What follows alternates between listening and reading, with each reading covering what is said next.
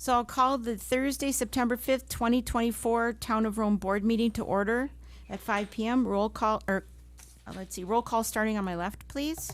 Stevenson here. Minter here. Jamadi here. Cole here. Gabriel here.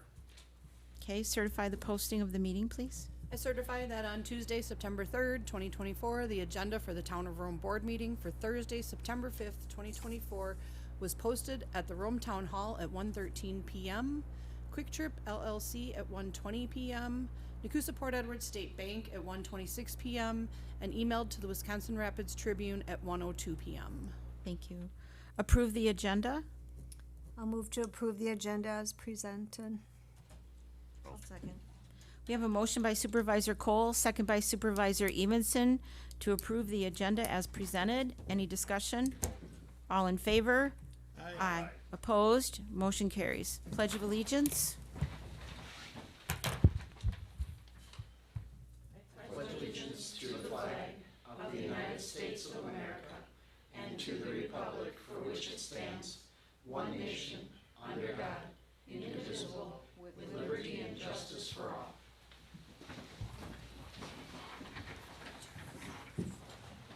Okay, do we have any comment cards? Nope. All right, then I'll just read the lower half of the citizen comment section. The board will also take comment from the public on agenda items as called by the chair, but not during citizen comment. Please note that once the board begins discussion on an agenda item, no further comment will be allowed from the public on that issue. No action contemplated except possible referral to a future agenda. Number 7, information updates, meeting recaps, recent correspondence, current events, and announcements. Starting on my left, please, Supervisor Evenson. Just wanted to update everybody that the Roman Fest Dinner Theater is going to have Roman Delights on Saturday, September 21st. Should be a lot of fun over at the Lake Arrowhead Clubhouse. Supervisor Minter. Yeah, a couple things. First, the trees have been installed around the Great Lawn south of the gazebo in the Rome Town Center. So come check out the new maple trees that are going to be providing shade once they grow up a little more. And then second, just a general thing, remember school started again, so in the morning hours and after school hours, pay attention to the buses and stopping and kids getting off and on so we can keep everybody safe on their bus routes this year. Excellent. All right, then I have one. This is for the annual rummage sale for the Adams County Humane Society. It'll be on Saturday, the 14th of September from 8 a.m. to 4 p.m. at the Adams County Fairgrounds Exhibition Building, 502 West Lake Street. You can drop off items between September 12th and the 13th from 10 a.m. to 4 p.m. This is one of their major fundraisers as they no longer get money from the county, Adams County Board. So it's very, very helpful, and they've got lots of good stuff. So the items they don't accept, though, are appliances, electronics, large furniture, and clothing. And just be aware there's a lot of animals that are being surrendered or found because they're strays and people aren't claiming them. So this is really helpful to them. They've got a lot of rising medical bills right now. So thank you very much. Oh, you want that? Okay, you can keep it. All right, Supervisor Cole. Okay, I have a few things provided to us by Visit Rome, where you can go for all your event information, visitRomeWI.com. The first is the self-service kayak paddleboard system is installed at Walden Park. The rental cost is $20 for the first 2 hours, $10 after that, and you need to bring your phone and credit card, open the lockers to get out a kayak.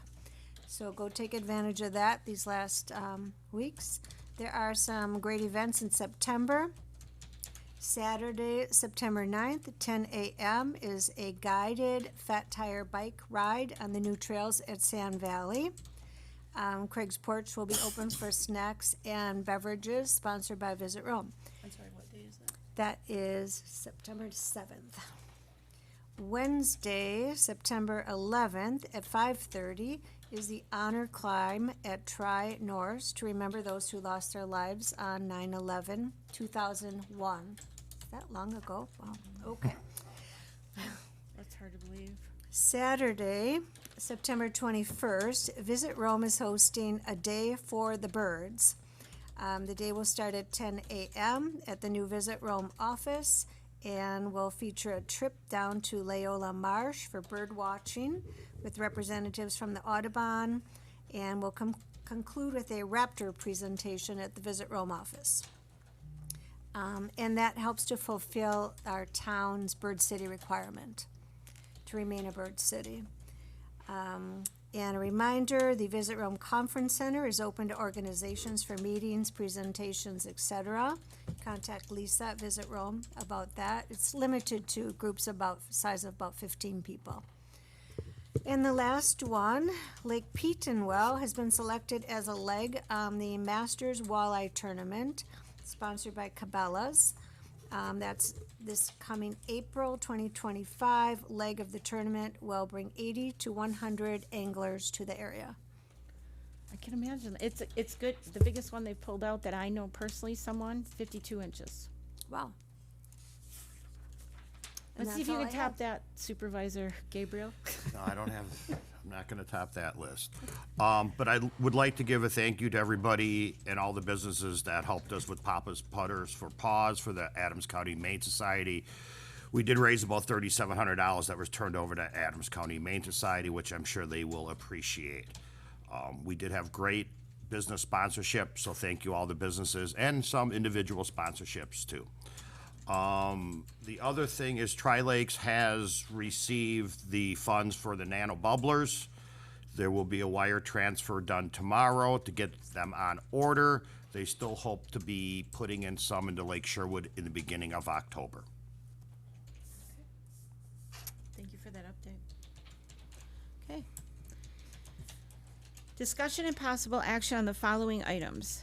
Number 8, discuss and possible action approval of the August 15th, 2024 meeting minutes. I'll make a motion to approve the meeting minutes from August 15th, 2024. Second. Motion by Supervisor Gabriel, second by Supervisor Minter to approve the August 15th, 2024 meeting minutes. Any discussion? All in favor? Aye. Opposed? Motion carries. Item 9, discussion and possible action, budget planning, wages and health insurance benefits. Someone have a presentation for us, Robbie? So we have to discuss what we want to set the wage increase for the upcoming 2025 year and how we want to handle the benefits going forward. I did create a comparison based off of 3, 4, and 5%, where we're currently at and what it would cost to determine what type of raise we want to go for. Okay, thank you. Thank you. Now, would you also have a comparable chart on what insurance benefits are, or you know those numbers pretty well, and we'll start with the wages? Well, let's start with, They're in these numbers. oh, In those numbers. Part of this. Okay. Oh. numbers. HSA, wellness, the health insurance, dental, vision, are all in those numbers. in the additional cost column? Yes.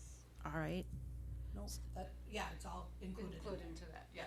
the additional cost column, this one. So the total amount for, go ahead. I got this.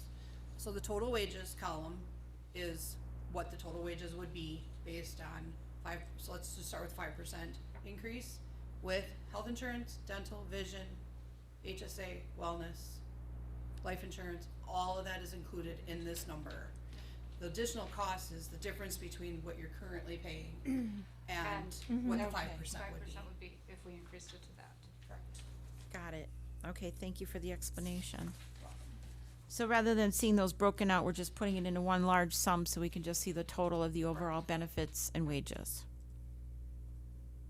Do you have recommendations, comparisons to other areas? What's happening in other municipalities that you've seen and statewide, locally? I did not reach out to any municipalities at this time, no, I have not. Okay. I'd started doing some research on my own, and I did look to see what the COLA was with the Consumer Price Index. Looking at those, it looks like it's averaging out to about 4.7 total. I mean, and what the county's looking at is still a little bit of an unknown. Maybe Jason has anything to add on what, The county's gonna be, depending if their. Their county wage board study is approves the wage adopted? Study, it's gonna be off of this chart, there'll be a 20-some% increase, so. For most employees, so that's not even comparable. Most of them that I've looked at are anywhere from 3 to 5%. It depends what municipality is, depends what the pay that they're starting. There's a That difference of is, 40,000. For my specific department, out of our surrounding area, the police officers are the lowest paid other than the city of Adams Police Department at the current time. We did some studies for EMS, and I believe around the last 3-year average was around a total of a 17% lift, which is just over 5% per year. So that, you know, it's town board policy decision what you're gonna increase the rates at. I don't think staff should make that recommendation. I think it's a town board decision to make. What was the rate increase last year? Could you refresh my memory? It was 5% last year, 4% the year before. Okay. We just got this, so I haven't really had time to do any kind of independent research on it, but doesn't mean a decision can't be made. I just don't have much to offer myself on knowing. I think based on what COLA is and what the consumer price index is and retaining good employees, I'm a little concerned going as low as 3%. But, I would be more comfortable with 5, but it's a board decision. And I understand them not wanting to recommend something, it does, you know, but, you know, we used to talk placeholders, but, you know, all of a sudden if they do the entire budget based on, that's the biggest share of our budget, correct? The reason this is on this town board meeting is because employee open enrollment for these benefits starts before the next meeting, and it's hard to tell an employee, hey, pick your insurance when they don't know what they've got coming in, because those levels are all different, as with the insurance benefits. If the town changes the insurance benefits, HSA, wellness, or anything else, how does an employee know what plan to pick when they don't know what goes with it? And we're in the state insurance plans, so they set the dates that we have to open enroll, and that starts 2 weeks from now. Perhaps you can share, but let me just ask, on piggybacking on what he said there with the benefits with the health. Normally, we see that health broken out separately, so we know what that increase is. Can you give us a general idea what the percentage bump was this year versus last year? I'm on it. Yep, she's got it in the file. While she looks. This is my first year on this board, and I'm new to the budgeting process. This comes to me right now, catching me off guard. I thought that when we had the meeting scheduled in October is when we really go through the numbers. I understand the enrollment period, so I don't have much to add to this. My only thought is, well, yeah, we'd all like to give the employees 5%, but when we get to budgeting, if we're gonna blow 154,000 here, where are we going to make that up in the budgeting process? I've not been in those meetings yet, so I'm a rookie to this whole process. Maybe you can share that with him, Jason. Otherwise, you can help with past experience, and I can say that this is usually the first number out of the gate, usually starting in August or always start with September, this. is wages and benefits, because that's the basis of the, Yeah, this is the same way we did it last year, because we had to, because of the open enrollment. I mean, Does certainly, this- certainly She you could can't say get we're on. not gonna do that now, and people would just have to guess at their. No, I'm not implying that at all. Are you saying that this is 60 to 70% of the town's budget, or am I not even close? I don't even know really where the wages and employee benefits come in. Part of the reason we're doing it is then the department heads can craft that budget around what you've decided, what they're gonna ask for to What's make the left? numbers jive before they bring the rest back Gotcha. to you. Before, we didn't have to do this because we were privately insured, so we knew those rates, and there was no open enrollment because we decided what the insurance plan was. The state doesn't allow us to do that. You have to go through this open enrollment, and you have to allow the employees to pick their insurance with a bunch of other rules that go with that. That was done by the former administrator to have continuity and increases, because we were seeing 30% increases, 28% increases. I believe the increase this year was right around 15%. I believe it was too. Over I can't last get on the year. network to open the spreadsheet. I think it was 14 based on my numbers that I was looking at, so 14, 15. Right around 14 to 15%? Okay, pension. because I know in years when we, 0.1 is In- what WRS is saying for local government employees. The overall medical increase, say it again, Jason? the overall medical increase for state employees was 11.8, and local government employees 15.1%. Okay. And okay. And years ago, when he was referring to when we were privately insured, we could see that happen. They'd come in with different insurance plans, and one year we'd only have a 12% increase, 14% increase, could possibly drop, and then all of a sudden you're hit with 25%, and you gotta swap out insurance agents, so to keep them on a even thing, that's why it was switched over to the state plan. As our group is so small, the And the health privately issues, insuring, finding our own is very volatile. It's all over the place, because if you have a claim of one employee has a major medical issue, the next year you can bet your rate yeah. goes up high double-digit numbers, which is why it was switched to the state plan to try and keep it more stable. If we didn't adopt anything tonight to give you how to start your budget, it kind of throws things off, and you haven't had a chance to really, in the past, they've always talked about COLA. It was brought up by previous boards about COLA and CPI. And that's what a lot of people are basing it on now, other than the county now, who's got that wage study. So, but as Jason shared, they're looking at some pretty different numbers this year. Madam Chair, the other thing that you at least maybe could base it on is during our EMS district Yes. discussions, it was suggested to look to the employment cost index is what was referenced, which is what is put out by the Bureau of Labor Statistics to measure certain labor costs to employees over time. And in anticipation of that, I had looked back, before we had proposed some language, I had looked back at the previous years to see kind of where that was and where that lined up. And 2024 was 4.8, 2023 was 4.9, 2022 was 3.2, 2021 was 2, and 2020 was 2.8.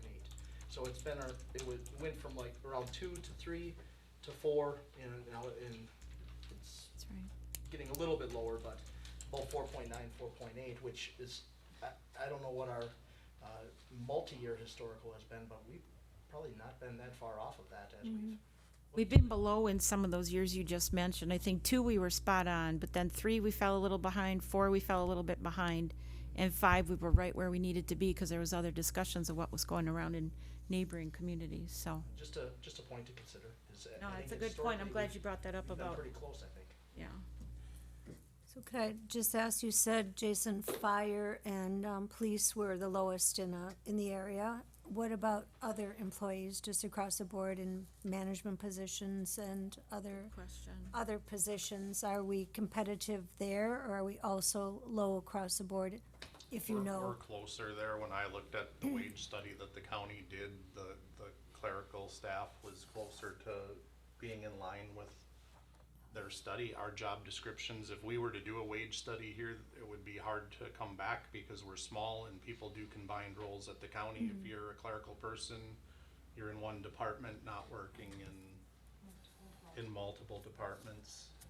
Now, I'll tell you, they put out an RFP for that wage study, and it cost them about $70,000 to do it for the number of employees they have. Doesn't seem we need that. I was just curious. No, if- but that's a So good if you question. say we're closer there, that leads us to believe that we're not too far off, but we don't want to fall behind, so we can continue to attract good people.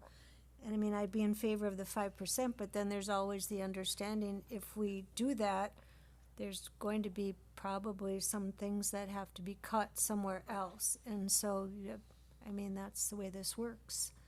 And what did you say? So- That's a good point. And what did you say, Nick, that the, ECI, yes, the ECI, so 2024 was 4.8, 2023 was 4.9, so we were close last year. 2022 I believe was 3.8. I mean, you could do a 0.5% as a place, I know you don't like to work with placeholders, but if it would get us through the budget process that you have numbers to work with, because it is the beginning starting point, as it always typically has been, then if there's, I don't know, it's a thought process. It's been done before that way. But then again, they stick with that number usually as the placeholder, and then they never add to it, because then there's other ways to spend that money. So it's a decision that, Robbie or Jason, can I ask, so when it says 5%, that's 5% increase on their pay that they're getting. That doesn't mean they'll necessarily take home 5% more because their health insurance, vision, so they could still end up taking home less money in the end. Correct. that's correct. It's a 5%, yeah, just office on their wage. pay, but then gross wage. division how their So the portion of benefits went those, up, so how much is left after the increase in there, it's probably. they could take home a smaller paycheck than they do this year, even if we give them a 5% increase based on the other items going up on the town. Okay, just, That happened last year. That happened to me last year.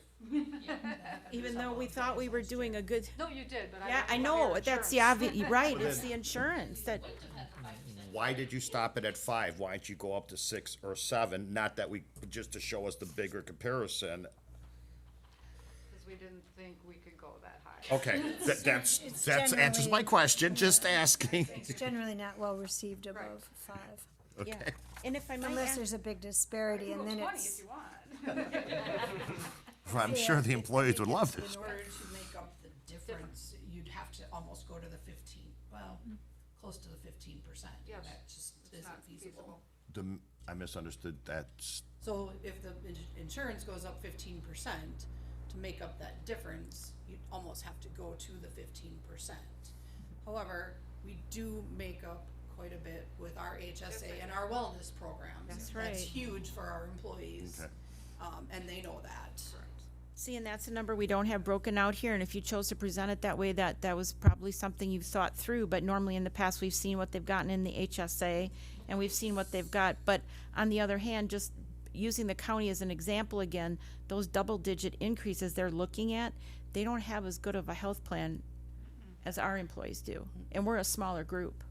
So that's one thing that does help as well. So those are one more thing to think about in the balancing of making. Our benefits kind of make up for that, that disparity, if you will. And our insurance with our HSA is equivalent to what the city of Nakusa does. I've talked to their employees there, and our plan about equal, we have the same as what they have basically. Same as The last county year, has too. a They little had the less, same. But I don't think they're in the equation. The sheriff told me today, one of his, the sergeants, if their wage scale goes through, will be making more than I am in this position, dual role position. So they're not even a comparable to us. They're Not anymore. off of the charts. And if you go back 7 years ago, they were paid Less. less than what the officers here were, which is why we took officers from them all the time that came here to fill our open spots. So they've done a 180-degree switch on their pay scales. So I would say, given now that we've got a really good staff of employees and it's taken a bit of time to get to this point, and the people we have are working hard and, like you say, in combined roles, that I would be in favor of the 5% increase, with the possible caveat of saying cuts should not come from any roads or safety sort of departments. I would agree with that. I have to agree with that. So I think our primary responsibility is for safety of citizens and roads, and those seem to be the top areas of concern. But having strong employees is the only way we're gonna get there. And I think you're all doing a lot, and really refining the job descriptions, and from what I can see, everybody's working cohesively right now and working hard, so I'd be in favor of a motion to, approve a 5% wage increase. I'll second it, I'm making it. unless somebody, I'll second that. Any more with what? I just wanna clarify that you're making it with that I'm making a caveat. motion to approve a 5% wage increase with the caveat that any budget cuts not come from public safety or roads. And I second it. So motion by Supervisor Cole, second by Chairwoman Jamadi, to approve a 5% total wage or 5% wage increase for 2025. Discussion?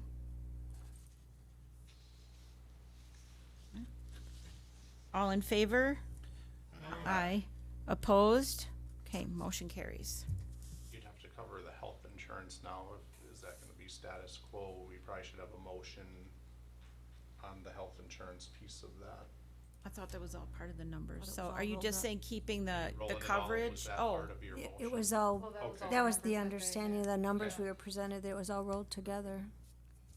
Unless you'd want us to clarify further that you have the same health coverage as, okay, I but we're good. understand. Yep. Okay, all right. So we did all in favor already? Yep. Oh, okay, motion carries. Thank you very much. All right. One item off the checklist. Now get to work. No. Number 10, discussion and possible action, budget planning, direction on 2025 major paving projects for staff budget preparation. This came back, Brad is here today with the numbers for these projects. This was asked at the last board meeting when I asked about Timberline Parkway. These three are the major projects that we have on the horizon for road repair, and Brad has the numbers on these options.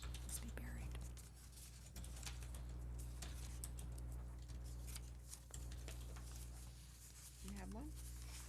Does anybody have a spare that Jackie could look at if We she's? can I can one. share. Share yours? Okay. I only see, am I missing something? I have two, Yeah, should have said two. oh, There's 3 of them on I here. don't think he got the longbow one. Yep. We didn't get that yet. okay, that's, Wait, thank maybe I you. stapled it to something. But we do know that part of Longbow. Brad, do you want to come up and join us? You're not going to get off that easy if you're actually here, sitting in the back of the room, right? I think it just was But don't we know that oversight. Longbow, a portion of that, once you do get the rest of the numbers, a portion that's covered by your LRIP, which you have on there, and I think that was about $67,000? 63. 63.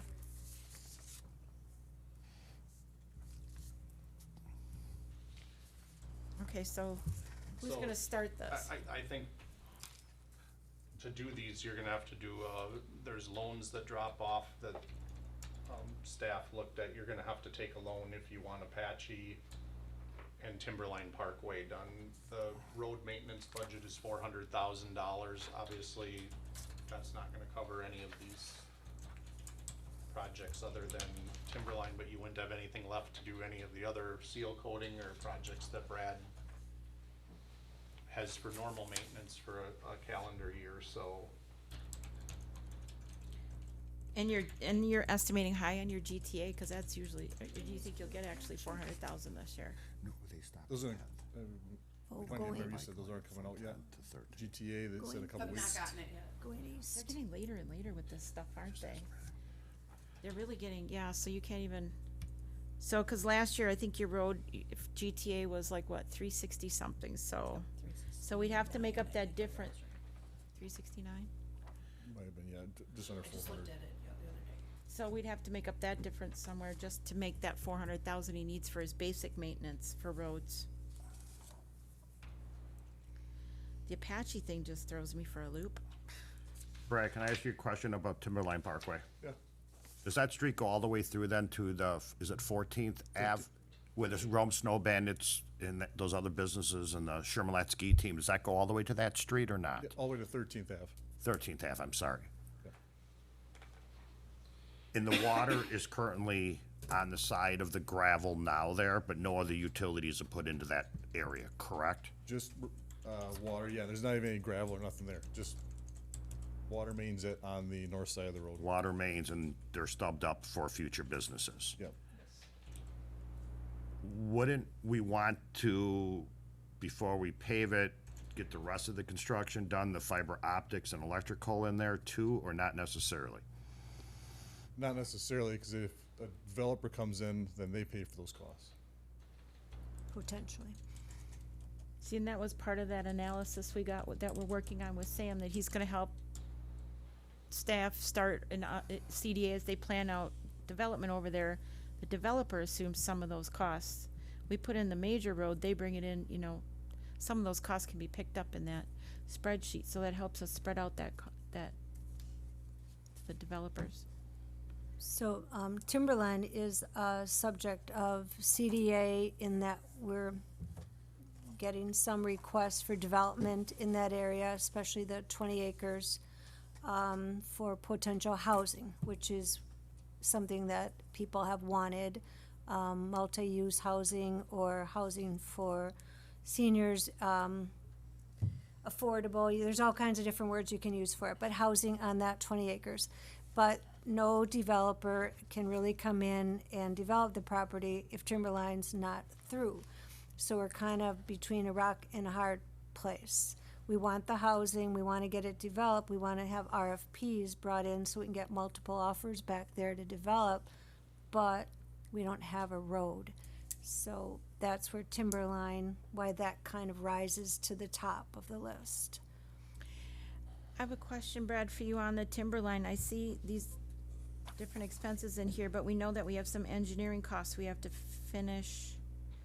Where is that broken out in here, or is that on top of this figure here? Because if I recall correctly, only 70% of the engineering was complete. You said at a previous meeting. The plan is pretty close to being done. What's not been done yet is the breaking out of the right of way.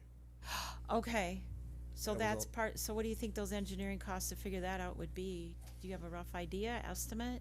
It was started and then kind of dropped, so, But that's where general engineering would come in on this, because they've got all of that. yeah. When they did the water main and they were part of that I whole don't think it'd be thing. that expensive, because basically it was all done already. It just, I don't know if it made Nick remember, I think it got the plan commission or something, then kind of got, I think they drew up a conceptual plat. I actually think that they drew it up almost as a preliminary plat.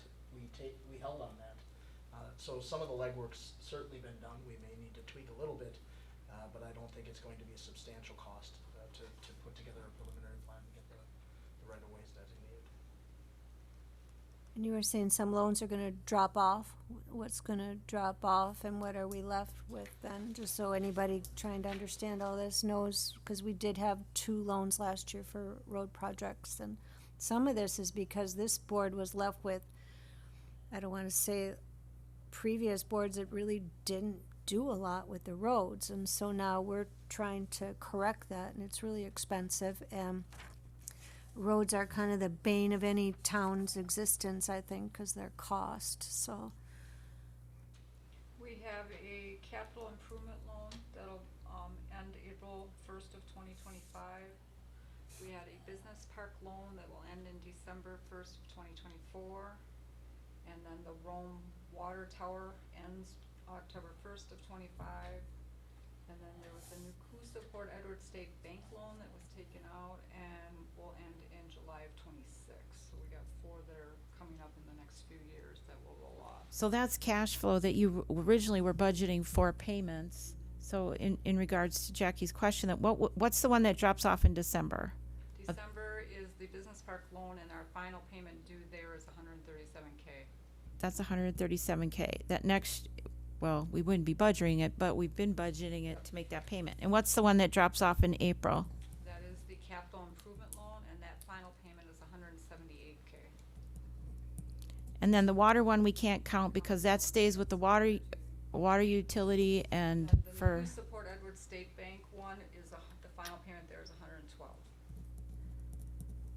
well, So what we would look at doing, if the board wants to go through with the major road work, we would get a hold of Ellers and put some packages together to bring back. But if we're saying, cause there'd been some talk about taking no more loans out even when these get paid off, why go through contacting Ellers and figuring that out if the board's gonna say we're gonna do the 400,000 of road work and no more next year? But if we wanna move forward with this, the next step would be, if you're gonna do all 3 of them, we would contact Ellers and get figures and have them present like they did, when we borrowed before. Then the next thing, sorry, go ahead. I know there's no way necessarily to predict this, but we would have then, what's coming down the pike after these for potential major road reconstruction projects? Is there anything else anticipated in the next couple of years? that's where I guess the 5-year plans have gotten very difficult, where first it was directed off of, we're gonna spend $400,000 a year, make a plan based off of that. And then the last couple of years of taking loans, then it switched to about $2 million a year. There's always roads to do, there's always stuff. We just kinda need to get to a set point, we're gonna say, this is how much we're gonna spend every year, so then we can get a more locked-in plan. We're all over the place right now, the last 3 years. but with respects to that though, we're getting to a place now that if we do what we need to do and keep up on our roads, we can get back on the 7-year cycle that's recommended, or for certain work, and then there's the next number of years that's for the next kind of work. So if we get these roads back to a place where they were and keep them maintained on a regular basis, I mean, going by just a set amount every year has really put us back. And you can't determine if a road's gonna suddenly have a problem. Like these last 2 winters have Yes. offered us, and they Yeah. come up the And next you- spring you and you got a can't really pond. just say that's gonna have to be the same every year. But I don't know that I'm especially thrilled about borrowing again, and hindsight's always 2020. We should have borrowed for Timberline. But it Wouldn't have didn't made come a di- up. Wouldn't have made much of a It wouldn't difference have on made the that, and we payment. had that room. And we should have borrowed, if you look at all the other towns in our package that we've got that have been bonding for roads, they're bonding for roads and refixing the ones that really need to be fixed. And right now, bonding, the rates I think are going down a bit, and they're saying municipal bonds on the open market, people are grabbing them up like nobody's business. It's a good time to borrow. And the one thing about these first 2 loans that Jackie brought up, thank you for mentioning them, is that even though we took them, the fact is we had enough credits and our good standing. When does our first payment actually come due on the first one and the first payment done on the second one? So those are all things that might be offset by these loans being paid off once those come due for their very first principal and interest payment. Because right now the interest is paying them, or however that works, they're paying themselves. We would get Greg to walk us through it. Exactly. He would have those payments from those loans built in, just Into like that. you saw, last year in his presentation when we took out the other note. I don't know, I guess I'm at a place where if we're gonna borrow though, and we're gonna do it, let's borrow if the time is right to borrow and look at the roads that really need some major work and get those on the list and really look at the capital road improvement plan and make sure we're doing, not saying that you did anything wrong, please, that we're doing the right roads, we're getting the ones done. Do they need another site inspection now this fall? That if we're gonna borrow, we have all of the right pieces in place to do it and borrow the right amount. Instead of this 1 million here, 1 million there, if the time's right to borrow. That would be my thought. How does the TIF being paid off factor into any of this? Because that's always the question people have when that is done and we have it paid, that there's gonna be an influx, this magical influx of funds coming here, and then we can fix everything. But can you help understand how that works? Cause I don't entirely understand it myself, so. If you can, if it's too big a question. Greg Johnson, he had He that- could explain that, yes, he how had that in might his then other- offset some of this as well down the road, cause I think that's 2028, am I right? Might be That's, a year earlier now. yeah, I mean, that's But it's gotten- approaching. It's gotten It's getting earlier and closer. later Yeah. several Yeah, times. it's been a fluctuates. moving target, but that's, I mean, that's always a factor, that those funds are coming. Well, I have requested, Jackie, in response to that, I have requested from Greg, Robbie was aware of that conversation, we talked about it, that with the TID coming just around our joint TIF review board meeting coming up, and those numbers, it was hard to get the group together last year to meet that. Maybe we do it closer to a board meeting, and Greg do a presentation on the TID, so we all fully understand where it's at, because it had some good things happen to it this year, and we'll know for sure when those documents come out, so maybe they could do that on a board night when everybody's here, and he can explain that once and for all, that people understand it clearly, which he said he would be willing to do.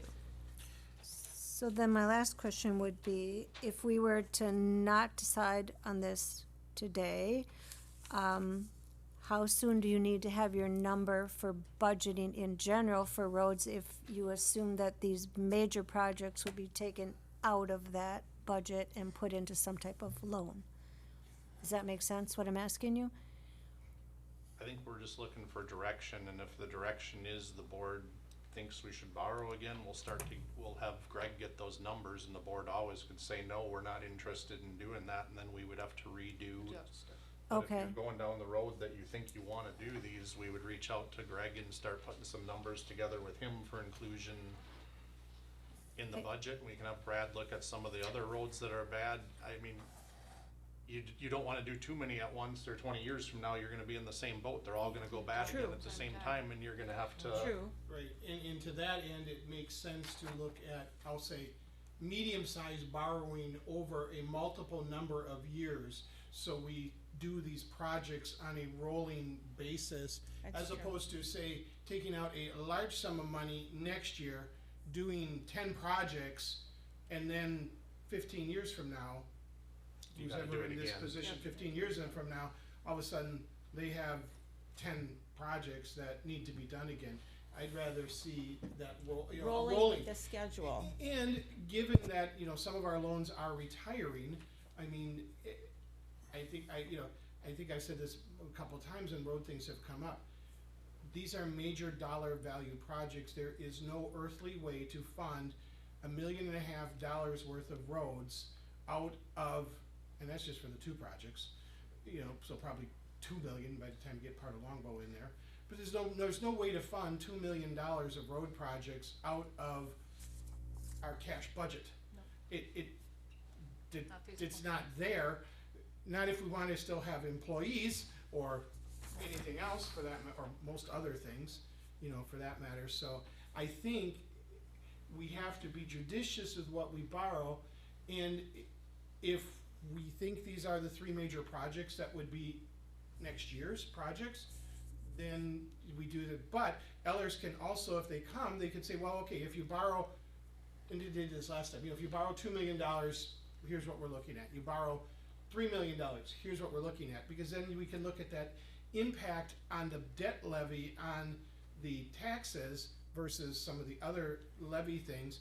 And so far, we've been pretty lucky that what we've borrowed has been offset with things that have been retiring off of there. So the portion of our levy taxes has remained, relatively speaking, flat. Not totally flat, but relatively flat, which is at least palatable, I think, to most taxpayers, particularly if they get some good roads out of it.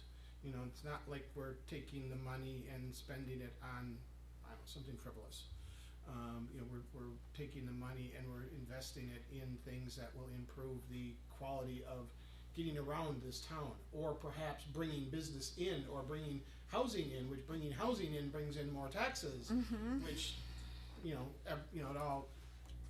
So I guess I would be in favor of saying, let's start with this as an assumption that we'll look at doing Apache, Longbow, and Timberline, and then have Ellers and Associates put together that as the basic package, and then maybe one or two additional higher options.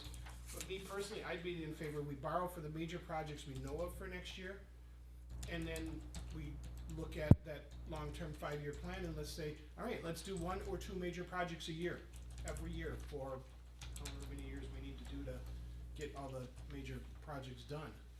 And not try to slot those things into the budget dollars, because I don't think we can slot those big road projects into budget dollars. Do you think it would be feasible, though, if there are some roads out there that he knows have changed, or their conditions have worsened, or something that might help to do some inspections and just see? I don't wanna go really large either, but to just keep borrowing $1 million and just getting by with it, I see what you're saying. But if there's 1 or 2 or 3 in other areas that have, like what we had on Rapids Trail, and it got down to the road base, might we wanna add that in just in case? So have an updated list of our PACER ratings? That's what we need to find out from Ellers when he does the loan presentation. On Right, what would but we need what the are those information. dollar amounts gonna cost us? And then your side is, okay, we got these 3, here's the next ones. I need to know how much money we're gonna have before I can start putting a plan together. Is what, basically, yeah, I agree with you, is what you're saying. We gotta find out how much the money's gonna cost us. Right. And then if we can afford more than what we're looking at for these projects, then we could tell Brad, okay, we're able to Good do point. 500,000 beyond what these 3 projects are. What road would you do, or roads would you do for 500,000? You know, and. Like we you know, did the what it first look- time. You know, and then we can always look at, you know, nothing prevents us, if we're looking at borrowing, nothing prevents us from 3 months into next year, all of a sudden spring comes along and some road gets wiped out by the winter. That's what happened last time, or 2 years ago. Nothing to prevent us from looking at that on an emergency borrow basis for unexpected road collapse, I'll call it, even though it's not really a road collapse. So I'd say I say we should get the numbers from Ellers. Let's assume we're gonna look at these 3 projects.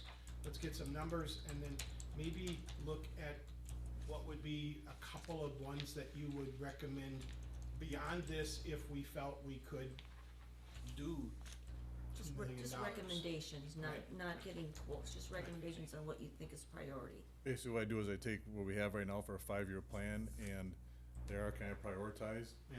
And if you're gonna say there's gonna be 400,000, then we can do these. Otherwise, just keep moving them up Okay, the rank. that would work. And it depends too. Let's just say you wanna do 200,000 more. Well, then obviously you can't take a road that's 1.5 miles that's gonna cost 400,000. So you have to pick the road that fits in with what we have for budget. But I don't think we can't do that till we know how much those particular dollar levels would cost us. Did you have a question, Supervisor Gabriel, or comment? No, I just, when we think about going out in the future for 3, 5, 7 years, if we're allowing Brad, say, a $400,000 budget, really, that's a budget to just maintain the roads. It's really not gonna give That's you right. any money to Right. ever reconstruct a road. So, and like I said before, I'm new here, it just seems like we're gonna constantly borrow for road projects. When do we get Brad enough money to actually budget for future road projects without having to borrow? Is that just not an option? I mean, at 400,000, that's chip sealing and seal coating and patching a few roads. I mean, we all know it goes quick. You're never gonna have in your budget enough money to actually reconstruct even a short cul-de-sac road unless this board or the next board or the board after that constantly borrows for road projects. Yeah, I think you're right about that. And that would take major changes at the state level with how we're allowed to levy and to collect taxes. You know, towns can't, you know, comparison, when I sat in the Marathon County Board, counties can collect sales tax. Towns can't. Marathon County funded most of their road projects through their sales tax revenues. And they paid cash for $10 million bridges. But they had that much, you know, that was 20 years ago, they had that much money coming in. I don't think we're ever gonna have that much coming in unless there's major changes in how our revenues are constructed and allowed to be constructed. And then, but there's then that flip side, if the borrowing levy dollars are cheaper per se for the taxpayer perhaps than bumping up the main tax levy. It's the same pot of money really, but yeah, I don't think we're ever gonna be able to not borrow for these major road projects. It's gone beyond that. can't You have do no it. choice anymore. Well, I think they did in the past, and it was before my time, but I was told that in the 90s, they borrowed $10 million because the roads all What it wants. got in bad shape and they just did it all at once. But that goes back to what I was originally saying, what some of the towns are doing now is they're looking anywhere and doing the $10 million bond, and it sounds scary, but all of our ducks have to be in a row to do something like that. But the fact is, then you get them done, then you get on the cycle you're supposed to be on with regular maintenance.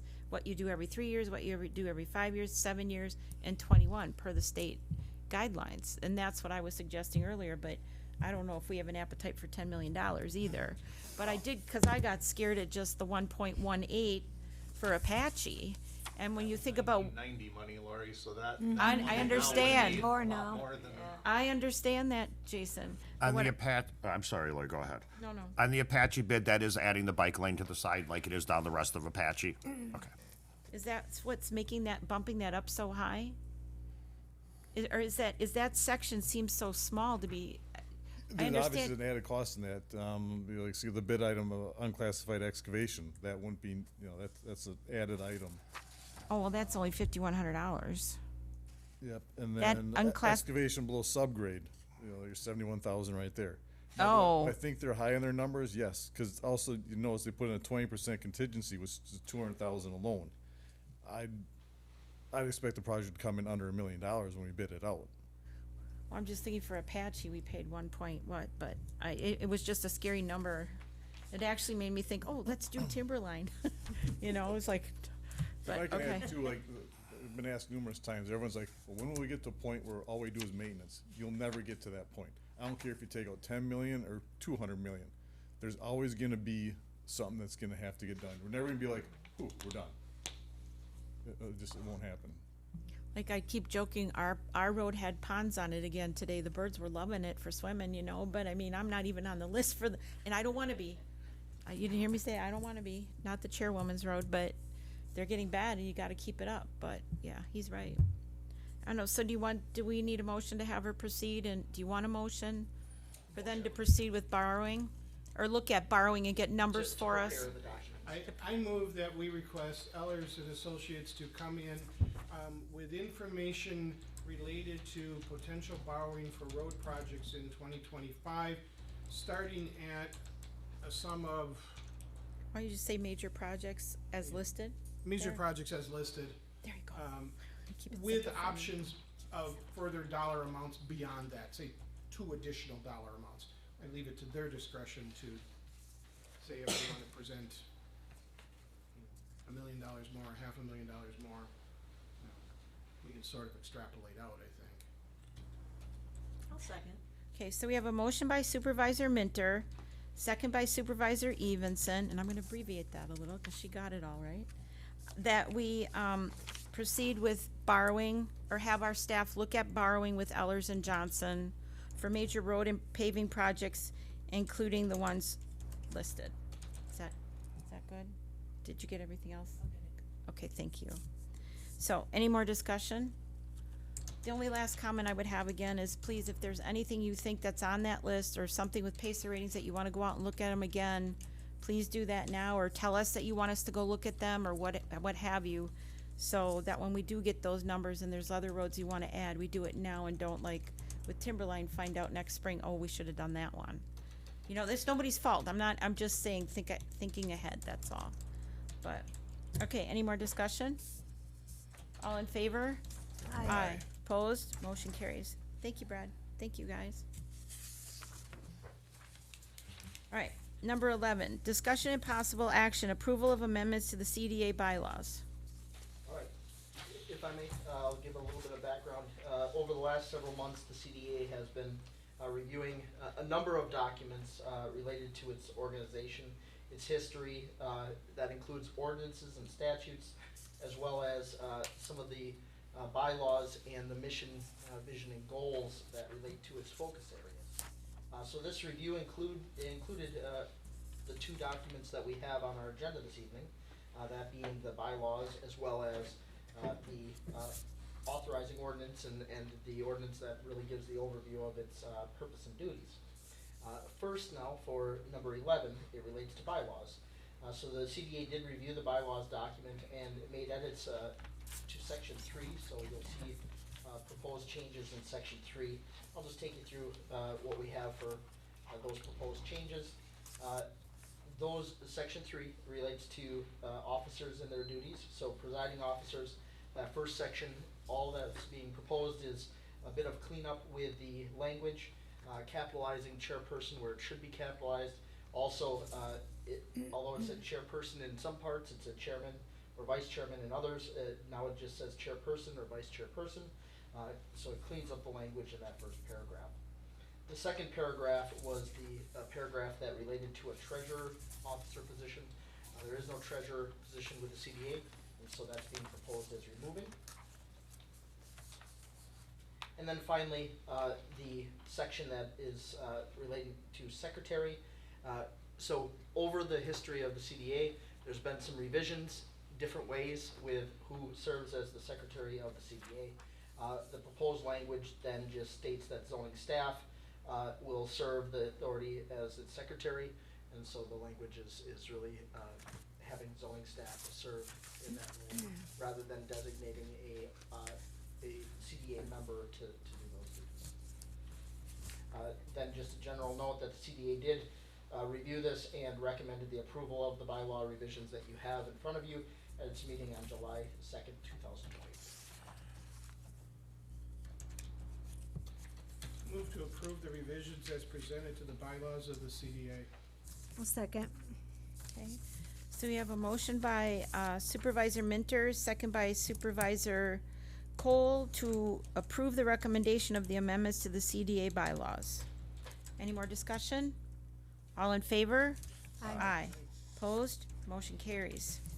Number 12, discussion and possible action, approval of ordinance number 24 amendment to the Town of Rome Code, Chapter 20, Boards, Commissions, and Committees, Section 20-8, Community Development Authority.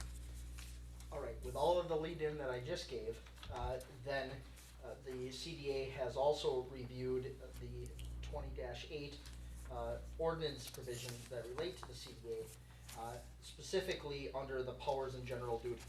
Now, just one additional general note. So the CDA, over the years, has worked on a document that is titled the mission, statement of purpose, the vision. It's got a number of things that are really guiding the focus areas of the CDA.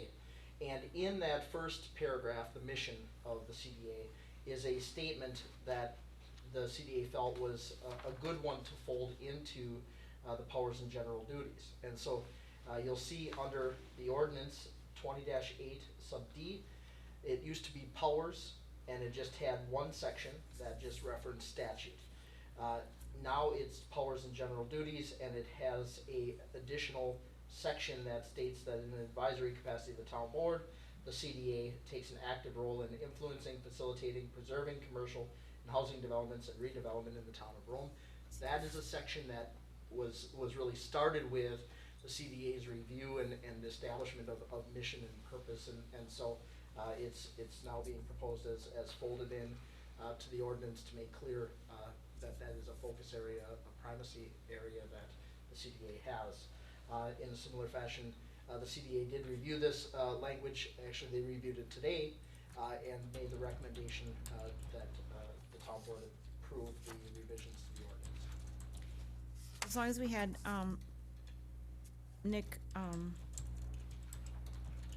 talk to us about this, I'd like to just bring up this point before we actually have a motion, then would need an amendment. If you look at item F, where it says records, would we wanna put just, you have town of, it previously said, not you, the town of Rome zoning administrator shall be responsible.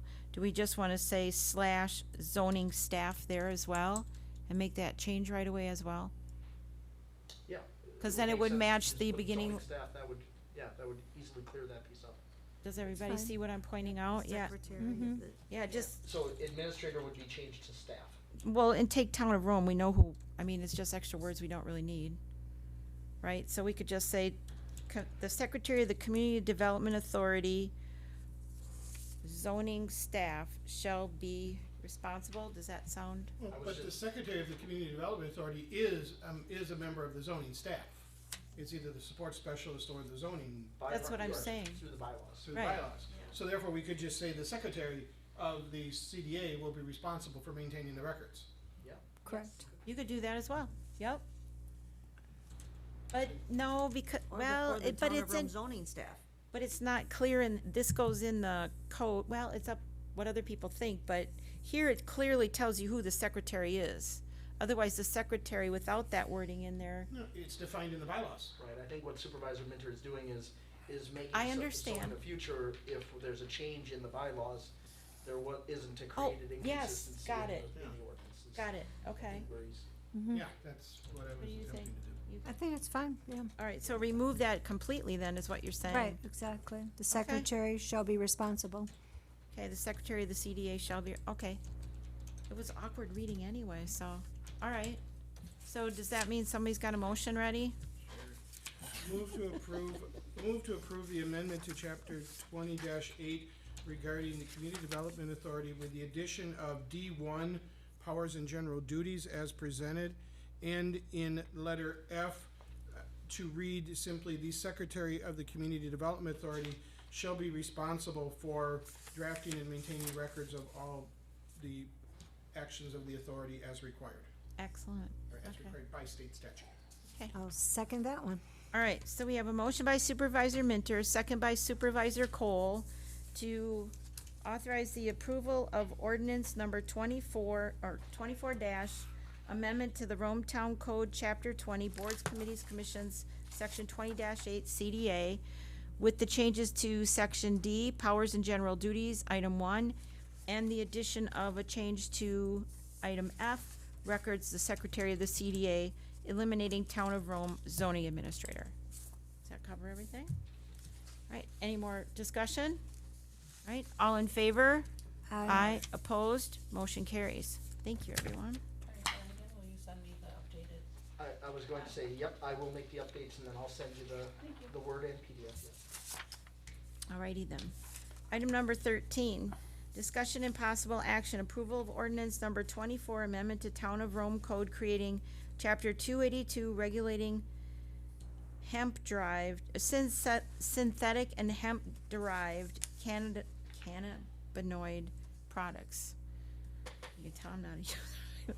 Hemp-derived cannabinoid products. Thank you. Nick, you're up. So this item, came as a referral from a previous town board meeting and relates to regulating synthetic and hemp-derived cannabinoid products. So, just as a baseline, because I think it's a good baseline to have before we get into the details, some of which have some really long names that I'm not going to attempt to try to pronounce. So back in 2011, 2012, synthetic cannabinoid products were made illegal under state law. So synthetic cannabinoids are illegal under state law. That's under chapter 961.41. We don't have that referenced in our ordinance. Also, if we were to put in place the hemp-derived cannabinoid provisions, it is a good idea to have some language identifying what synthetic cannabinoids are and that they are illegal. So that is what is in proposed 282-2. So again, those are already illegal, commonly referred to as Delta 9. You'll hear references to Delta 9 there, and there's in A underneath there's a whole bunch of different street names that relate to synthetic cannabinoids. So then, hemp-derived cannabinoids. So back in 2018, there was a bill called the Farm Bill that was passed that created some confusion and some carve-outs, if you will, with the definitions that existed and made certain hemp-derived cannabinoids legal, okay, with some pretty strict I think standards that need to be met, but it legalized certain hemp-derived cannabinoids. And so after that, there was a question that came up with how do we kind of find a balance point with those hemp-derived cannabinoids, so Delta 8 and 10, and protecting certain vulnerable populations. Okay, and that's what a number of communities then explored, and certain communities, actually communities just to the north of us, have put in ordinance form to regulate. And so that's what that section 282-3 is doing. It's defining hemp-derived cannabinoids, and it's doing a few things. Number one, it's prohibiting those hemp-derived cannabinoids for possession or use if you're under 21.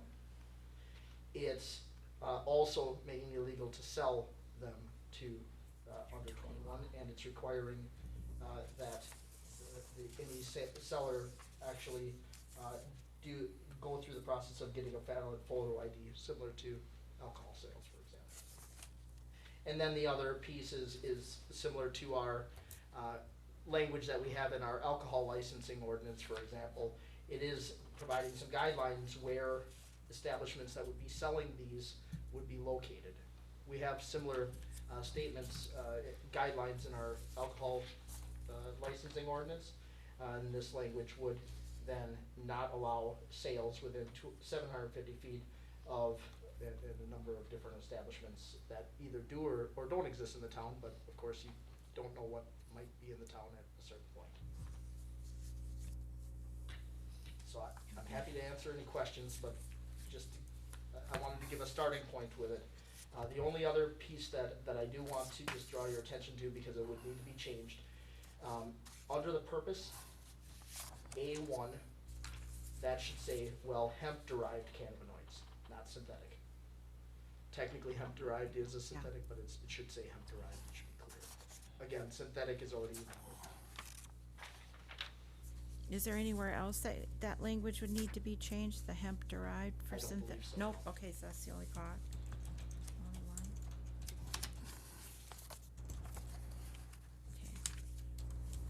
motion?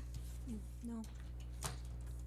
I'll make a motion not to approve ordinance number 24, amendment to the town code creating chapter 282 regarding synthetic and hemp-derived cannabis products.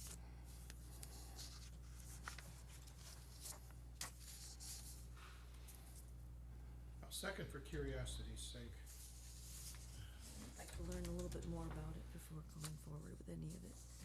So for discussion purposes, so purpose, capital letter A, purpose of the ordinance prohibit the possession, use, and sale of synthetic and hemp-derived cannabinoid products. So when I'm reading this, I'm trying to determine if that means anybody has gummies that are over 0.3, because that's the legal limit, in their possession, that's illegal. So that is illegal anyway. Right now, without this Statewide. ordinance, you'd go to jail if we got you with it. If the police officers got you with it, it's state law. Okay, So it really We doesn't don't need have to an be in ado- there. we But- don't have an adopting ordinance, so a lot of this comes down to the municipal court would not hear these right now. The police officer would throw the handcuffs on you and book you in the Adams County Jail, and you'd go to circuit court. So with an ordinance, we could do like marijuana, which we have an adopting state statute, and you write a citation. The person comes to the municipal court here and it's heard, so it's kinda catching up.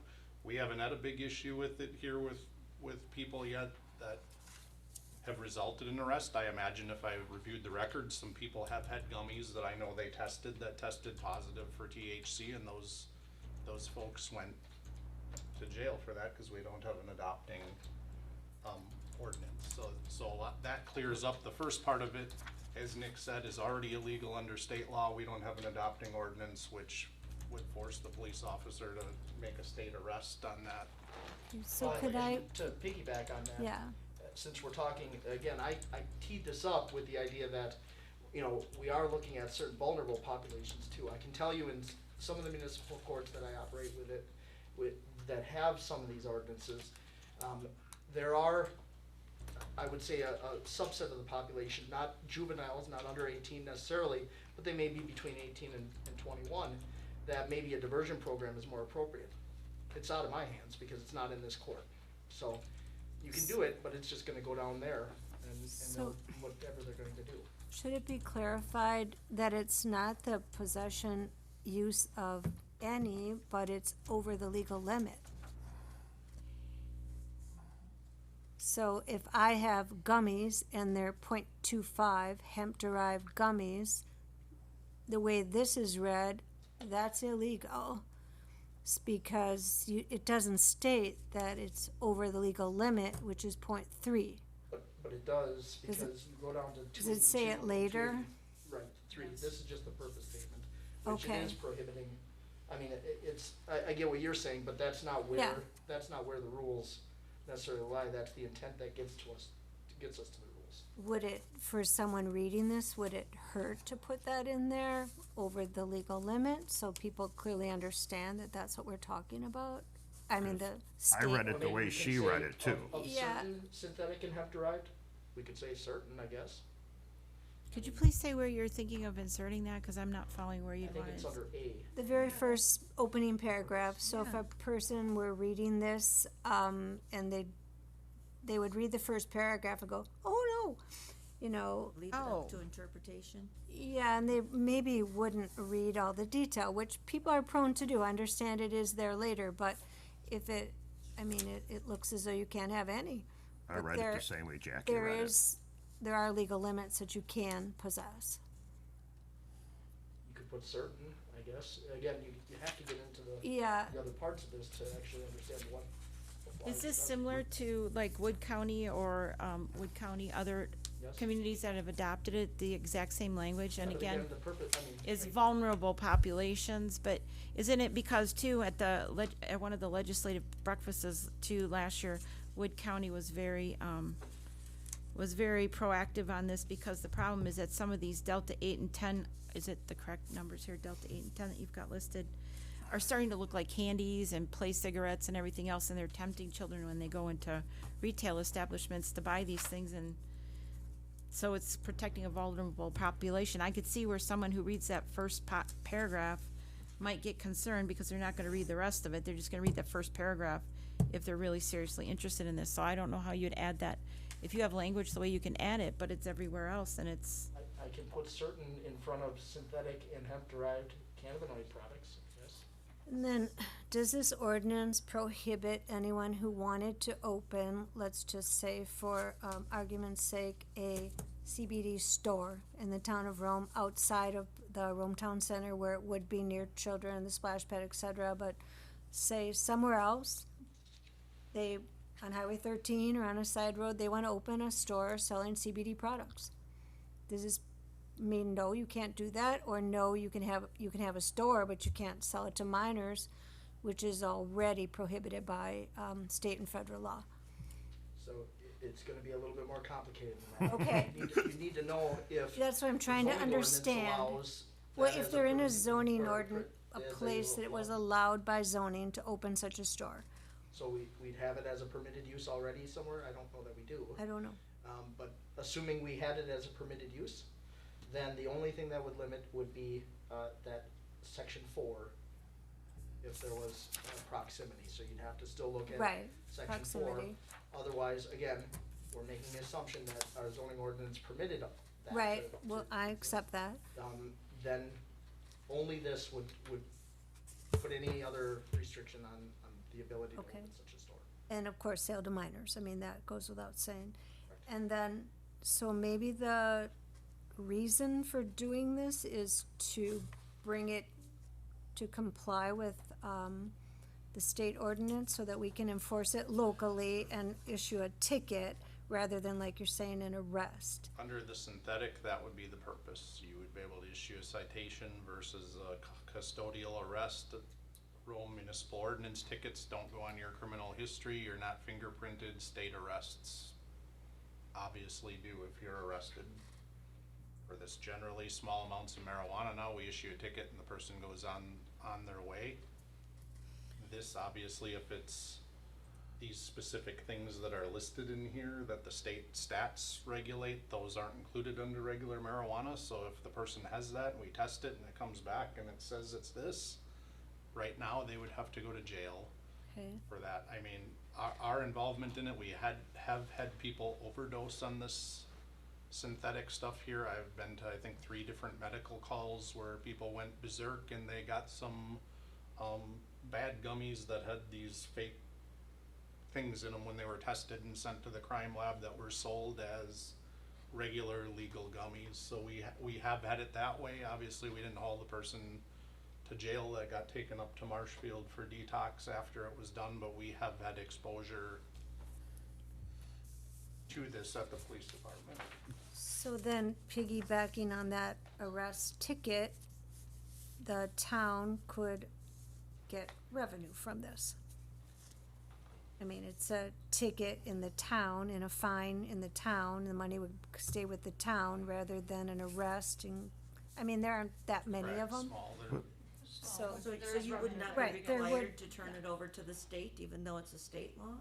Even though we have an ordinance? See, so all of our laws, like marijuana is illegal by the state. We adopt an ordinance saying we adopt 961, whatever it is, drug paraphernalia, I know that one, 961.573, it's a state charge. We adopt a local ordinance that say drug paraphernalia is illegal. You have a pot pipe in your pocket, we write you a ticket, hand it to you, and you go upon your way. It's heard by the municipal court. The fine money is divided up per the rules of the municipal court. If we do a state charge on that, which we have the option to do, if somebody totally misbehaves to the officers or is spitting on them or combative or whatever, we could take them to jail for the same pot pipe, and then all the money would go down to the county. The district attorney would file the charges on that drug paraphernalia, and it would go through that cycle. So it's 2 separate processes. What we're saying here, the synthetic cannabis, we do not have a local ordinance, so the only option if they have one of these things is to go down to the county right now. Where we do have a local ordinance for marijuana, where you can just issue a ticket, Yes, we do. I will withdraw my motion not to approve. I'm I understanding was it more. understanding it more when I read it like Jackie, The first paragraph, I think, needs So a my little motion is tweaking. withdrawn, and then we can proceed on. So if Thank you for the this- clarification. Just wait till Yeah. Supervisor Minter I'm good with withdraws that. his second. All right, and then we have more okay, so If this state legalizes marijuana, then do all these things naturally fall off the books, or what happens in then? Because, I mean, it seems we're going in that direction. They probably aren't gonna, for the reasons that I've said, they probably wouldn't legalize the synthetic version Synthetics. because it's causing problems with, Okay. health problems with adults. I mean, the calls we went on were adults that had major overdose and medical issues related to using these products. So we review that if and when that sort of thing Yes. happens. Just like any other law Change in changes state that law, may okay. require some review and revision of our ordinances, we would, but I also wouldn't anticipate that synthetic will ever be made. In section A, the very first line says, possession, use, and sale of synthetic and hemp-derived cannabinoid. Now, I thought the synthetic was for sure It illegal. would be certain hemp derived. Yeah, so that's what you're gonna change that one there, okay, and, so, okay. may I just ask a question though for clarity? Certain to me kind of means that's that somebody's, what's certain? Interpretation is. Yeah, and reasonable, that's why the language is pretty, the use and sale of synthetic and hemp-derived cannabinoid products and the rest of And the you have to law get to the second governs. You gotta get to the second part. Yeah, because if you say certain to me is like reasonable, whose version of certain is what, and whose version of reasonable is, so adding any additional language, I mean, if people really understand this and are concerned about it, they'll read it to make sure, again, it's for a vulnerable population too, where children are getting addicted to these things, and that was some of it, especially at the Wood County Health Department level, but, and why one of their main reasons for passing it, but then all the other reasons that Nick and Jason brought up that I wasn't even like, The only leap that I get to get to certain is that technically in our ordinance, in this ordinance language, it says what hemp-derived cannabinoid does not include. But again, really, you gotta look at the definition, and that tells you what it is and what it isn't. So where it states that it's not improved is on your second page, sub 3. Hemp-derived cannabis shall not include non-intoxicating cannabinoids. So those are the ones that are not included, and that's the kind that probably That's the people kind that's- here are taking or using for sleeping, for pain. pain, for whatever, to relax before a town board meeting, that sort of thing. So, Is that it? anyway. Writing that down, time, So date, is place. it possible Is to, that it needs to be defined, or it So needs it- to be. What flavors you got? multispectrum, so it is defined in here, but is it possible to maybe somehow in A, How about to make reference to that paragraph, saying other than as I don't know what the right language would be, other than as described I'm getting it in. that somebody doesn't Like wanna the read language. beyond the first sentence and. See, and we didn't No, they're come up not with going this to read language. the. I know they're not, but- Yeah, I'm not a fan of that. I researched this today, and there's probably So- about 20 different communities that have this word for word, and they stretch from Wood County down to southern Wisconsin, and you can read them word for word. Rome is taken out, and Wood County's in. Wood County is in Yeah. there, other places. So- An attorney wrote this and put it in So- there. that all could the just mean they confusing- all copied each other and, you know. In A1, it says it's not considered illegal yet under state law? I just said earlier that that's gonna get changed to hemp derived. Okay. In number 1, you said, but synthetic Synthetic- still remains in Synthetic A. A1, where it says synthetic, needs to be updated to say hemp derived. Hemp derived, I think that was what That Cheryl one's- was yeah. concerned they're with. not illegal, And okay. A, if that's a concern with the language, I could put something like use and sale of synthetic and hemp-derived cannabinoid products as defined herein. Yes, just so people just don't jump to the I like quick that. conclusion. It makes them read it Oh, then, it- define, Right, as and then they can defined go, herein. oh, yeah, What are you thinking, Supervisor Minter? It makes them read it. Yeah, it makes them read it. right. It makes them read it if you say it the way Nick just did it, and No, it doesn't make it 'Cause necessary. this is all going to change over time, because what's called spice. Or over there, are you pushing for it? No, I'm just. No, I mean, all these things, they're going to have, Delta 8 and 10 THC. Well, then after that, they're gonna have 11 and 12, and, I mean, it all It's changes synthetic, though. names. It's so, synthetic and yeah. it's hemp derived. I get it. But So, Jason, in the end, this will make it easier on your officers, is that if they happen to, they can just issue a ticket for I see speeding. this doing two things. We can issue a ticket for the synthetics. We can keep underage folks safe. from using the product. Those are the two things that, if this is adopted, that the town of Rome Police Department is gonna use this for. People under 21, people that violate state law, versus taking them to jail, you give them a ticket.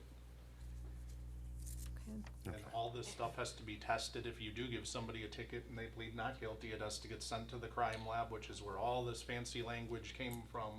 And why all of these mirror each other is because somebody that understands all this stuff, a chemist, likely wrote this Some of these paragraphs, ordinance. yeah. It came right from the state. I'm guessing a chemist from down there that understands all of this stuff and what's legal and not legal wrote it. When we get the stuff, we send it to them and we field test it first, and then we have to confirm it with the crime lab if it meets one of these So- criteria that's illegal. This doesn't change the fact for those people that are driving to Minnesota, Michigan, and Illinois to buy whatever they're buying and bringing it home to Wisconsin, the town, that it's still illegal, and it always has been illegal here under state law.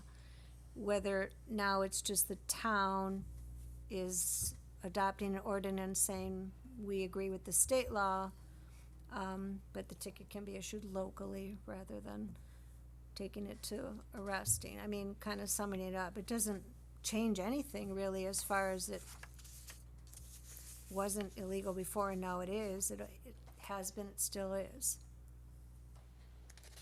With synthetic, and then With with hemp derived, synthetics. it's protecting some of the more vulnerable. Right. Because they're putting it in all, okay, yeah, we're I just get repeating it. ourselves, but the biggest thing is the vulnerable population. They're putting it in gummies that kids are eating. They're Right. putting it in things that are fake cigarettes. They're putting, so the people that drive that'll fall under a point. Because didn't you say, Jason, something about if it ends at the county, it goes to circuit court, it's on their permanent record versus being in our local courts, dealing at a local level, and it's dealt with in a much different, There's options. there's to- options. To deal with them, particularly where there's impacts that could have, Long-lasting effect. that could have really, I think, adverse results with student loans, with employment, and these younger populations maybe don't understand what exactly they had and what the impacts could be if Right. they got involved. And could we have these sheets available here, maybe at the town hall, for people that come in and don't quite understand? Because it answers some things for people, I think. Good idea, Jackie. Even maybe something on the town website or something, or on our webpage somewhere else. Under the ordinance as look at this infographic. This is why. Okay, so is someone gonna make a motion, or? I'd like to wait to see it rewritten first.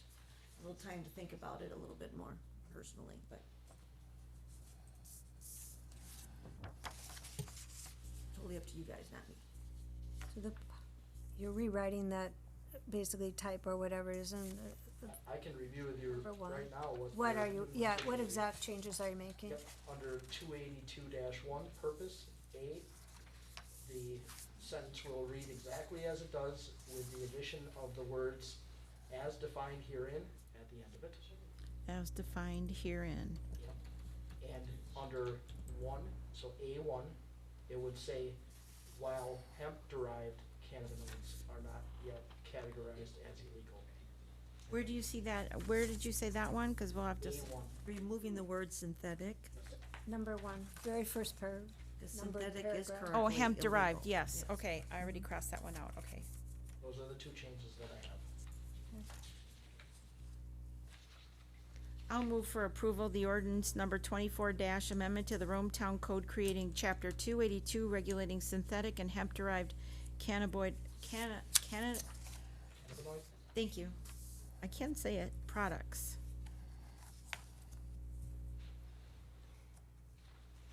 Do you have a second? I'll second.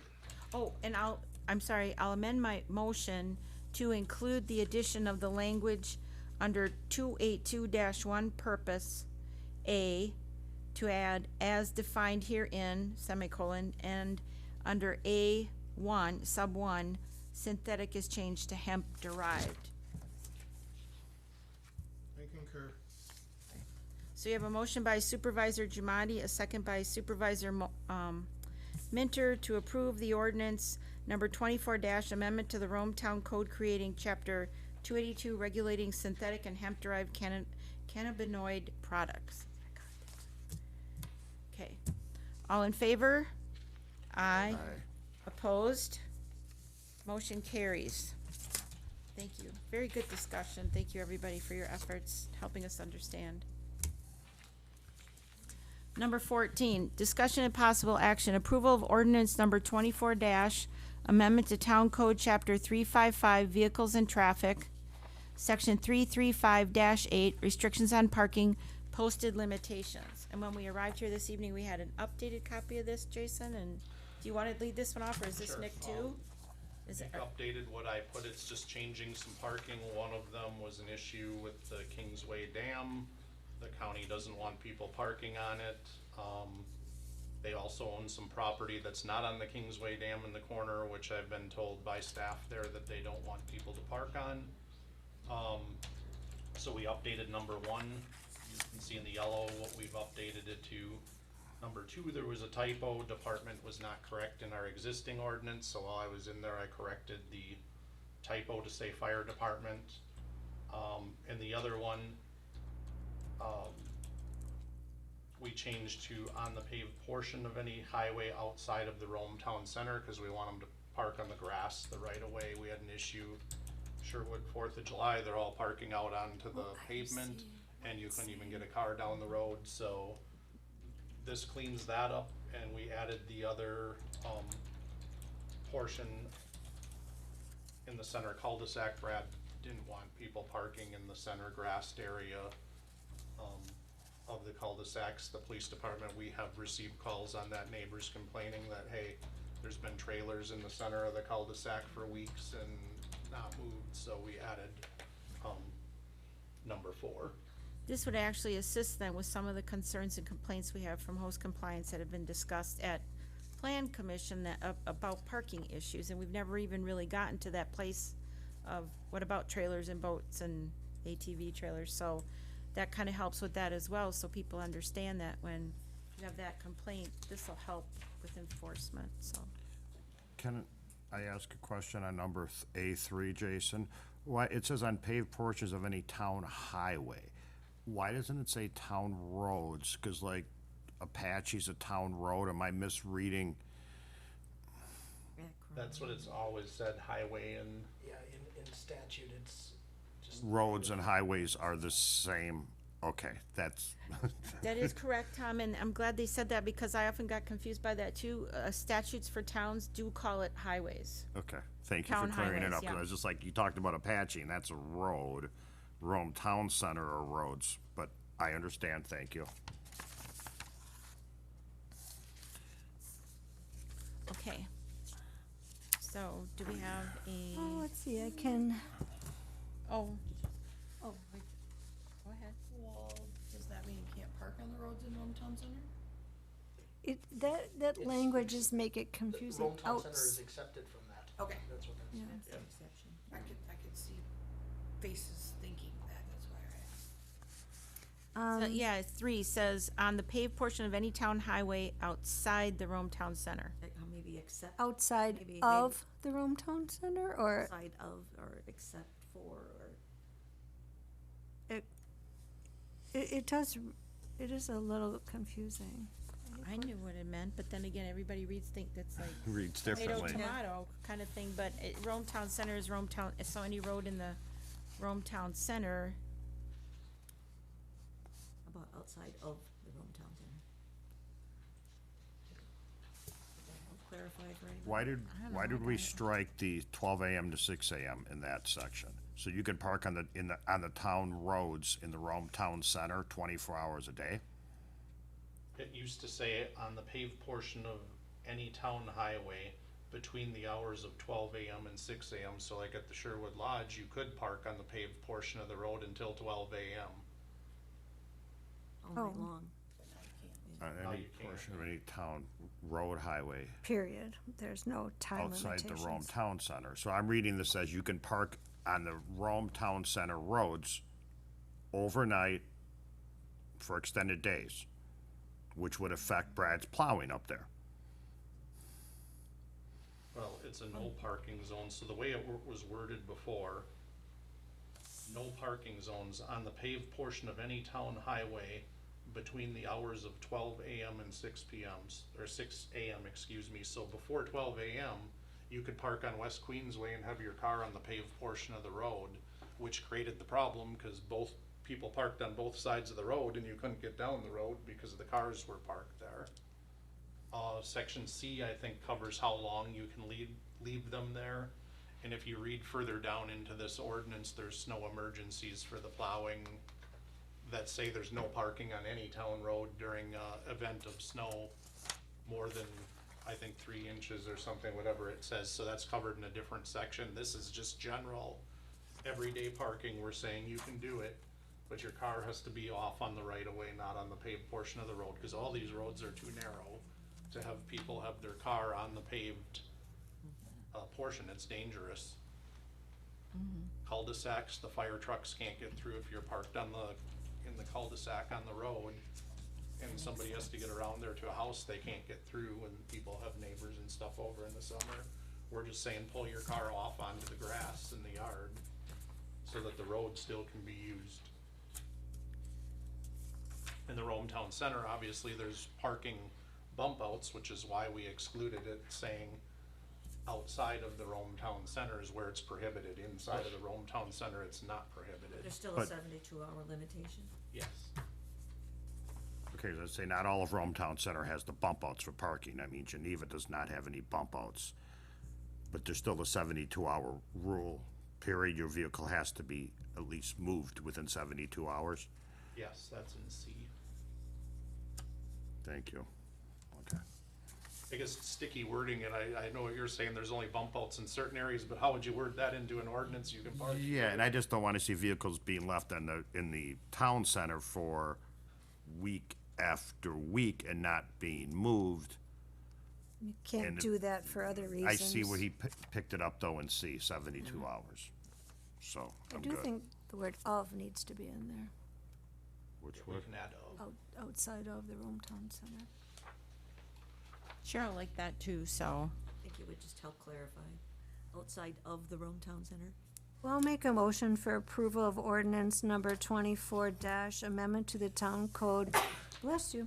Chapter 355, Vehicles and Traffic, section 335-8, restriction on parking, posted limitations, with the change of adding the word of, paragraph A subsection 3, where it would now read outside of the Rome Town Center. I'll second that. Okay, I'm just gonna get mine back here so I have the right subsections here. Where was that? Here. All right, so we have a motion by Supervisor Cole, second by Supervisor Evenson. Oh, Gabriel, I'm sorry, Gabriel. Matter.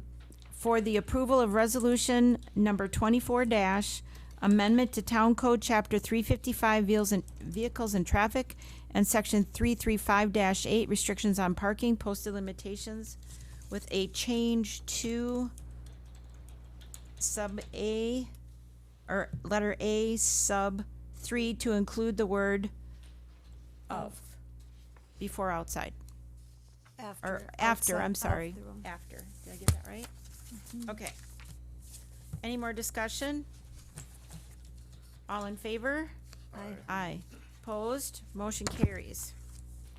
Number 15, discussion and possible action, approval of resolution number 24, a resolution exempting Town of Rome from paying the Adams County Library tax in 2025.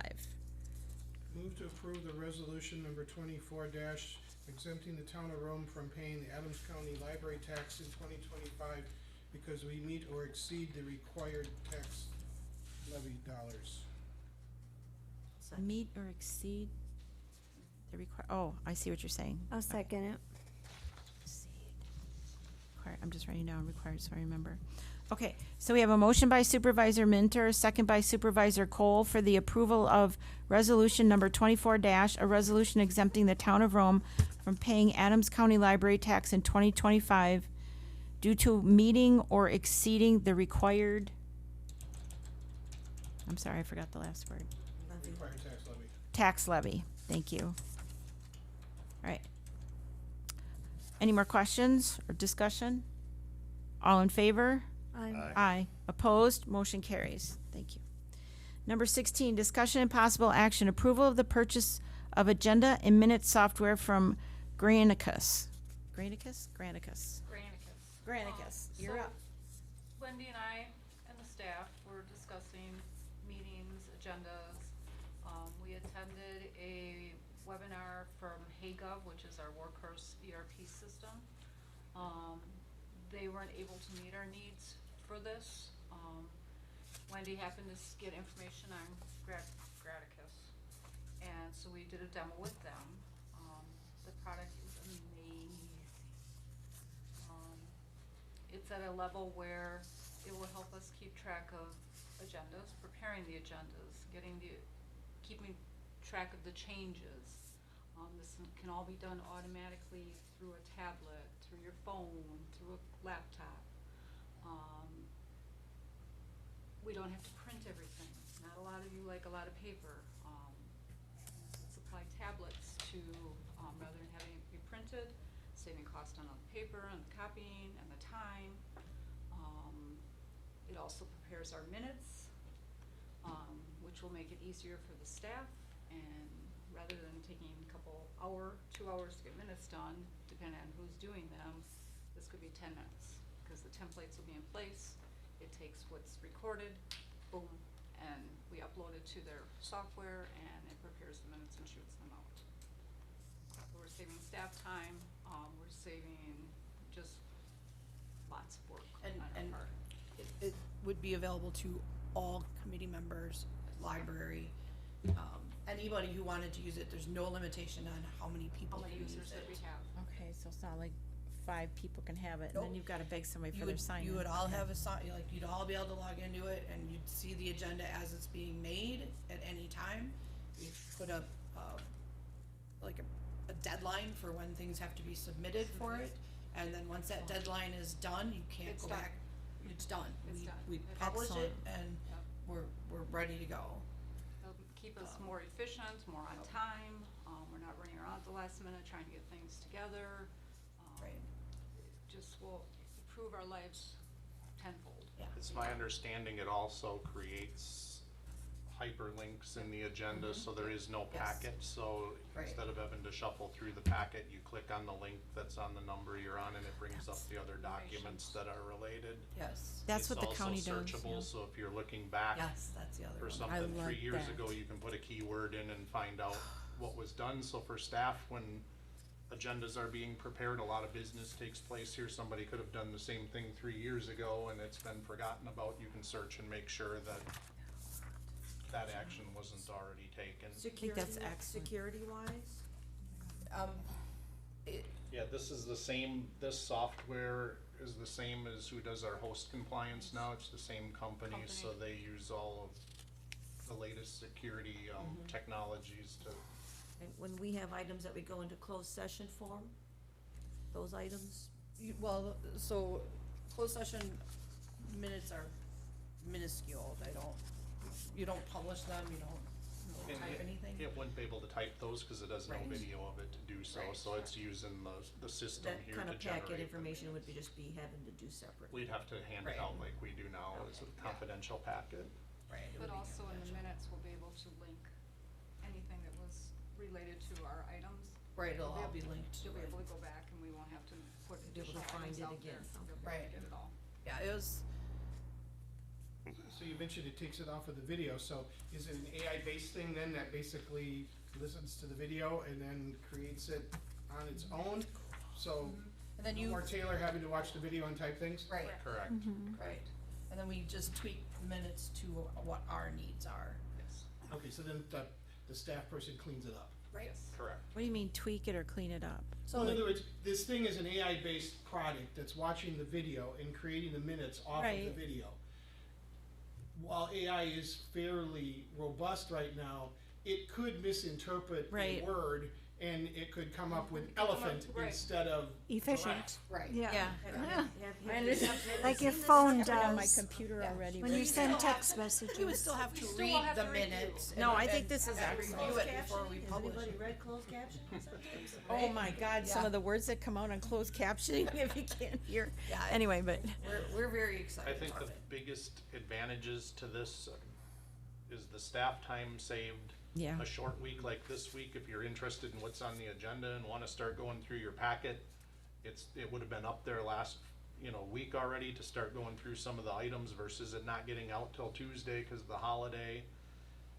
If we're gonna invest this kind of money, I'd like to see in the motion that it's mandatory that all of the committees use this, because why would we want some to say, I'm not gonna use it, I'm gonna type a manual one, and now we can't search their minutes, or that gets lost and we don't have it, which has happened to some committees with, minutes that Nick can attest to. It will eliminate It your needs to be paper. mandatory that all committees use this if we're gonna invest the money in it.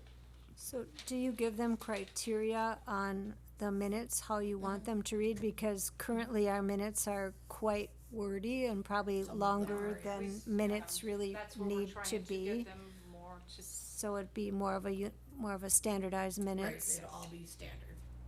Okay.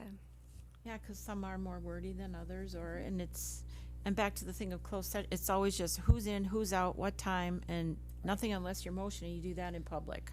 I So, got a couple of, some of us still do like the paper, just FYI, but I can live without it. Second thing is, like at a plan commission meeting, when we have 7 members up here talking, all of our voices are different. This thing is still going to decipher all of our 7 You still have different. to have a secretary to record names and, I will still be sitting here recording a name. But I won't have to worry about getting every all the detail details of that you guys that are motion. talking about. So when you're talking about the hemp motion and all your detail, it's all gonna come out. That, more than likely, you're not gonna have 7 people talking at one time. No, we want, but we have 7 different voices Right, It'll pick it up. up and here. currently, for that entire conversation, all I typed was, discussion was had regarding this. Okay. I don't put in every word you guys say into the minutes. but piggybacking, just hold your thought, but piggybacking on, that goes back to what Supervisor Minter was saying too, that with AI being so smart, inserting things or leaving things that weren't said, and recognizing voices, I mean, it's gonna help you a lot, eliminate. I understand that, but I think of when I try to do a text message and I hit that little microphone and I talk to my phone and I look at what it put, it's not really what I wanted to say. Which is why But, we would still have to. okay, and then But the that other gives them thing, a chance with their minutes then to go back, the Yes, ones the that she's review. typed, to make sure and merge them back to what Supervisor Minter was saying. I mean, if it's the same company that's also doing our, Post compliance. I just see like really big increases over 3 years on a product that they want you to This use. is actually one of the most reasonable prices, costs of products They've out been in there. But- business actually a long time. But I just see from 1 year at 38 to the next year at 41, up to 44, we're gonna be up to, I mean, if they're trying to get new townships to stay with them, I mean, it just grand in seems, no time, it just seems like it's multiplying quite rapidly over a 3-year period. ACOG Started it started at 2,500, but then you had to pay per license. for license, right, it wasn't unlimited, so you had to have, every committee would have had to have a different license.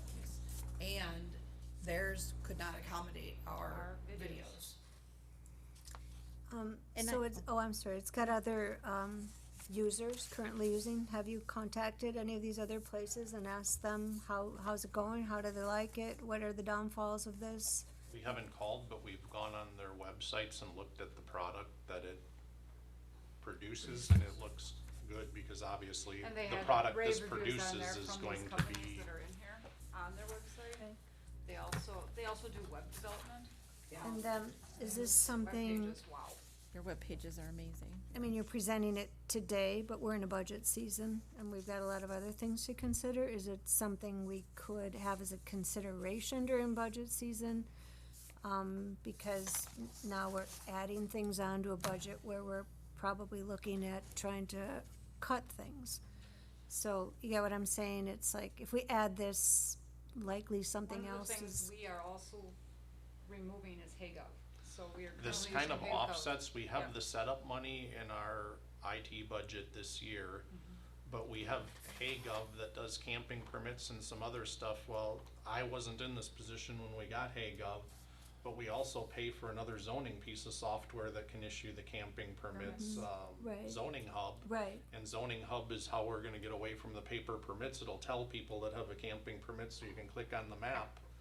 So we're getting rid of a piece of software and changing to a different one that does some How- of the same stuff. HeyGov will do these minutes and stuff, they don't look as good, Well, and is they're what more I've seen expensive. from this And they're more program, expensive. so They can't Okay. accommodate our They can't videos. accommodate our videos. how close is that balance of eliminating one and What was getting it, the other one? How much is $900? HAGOV that we're gonna get rid of and replace it with, this one is $900 more.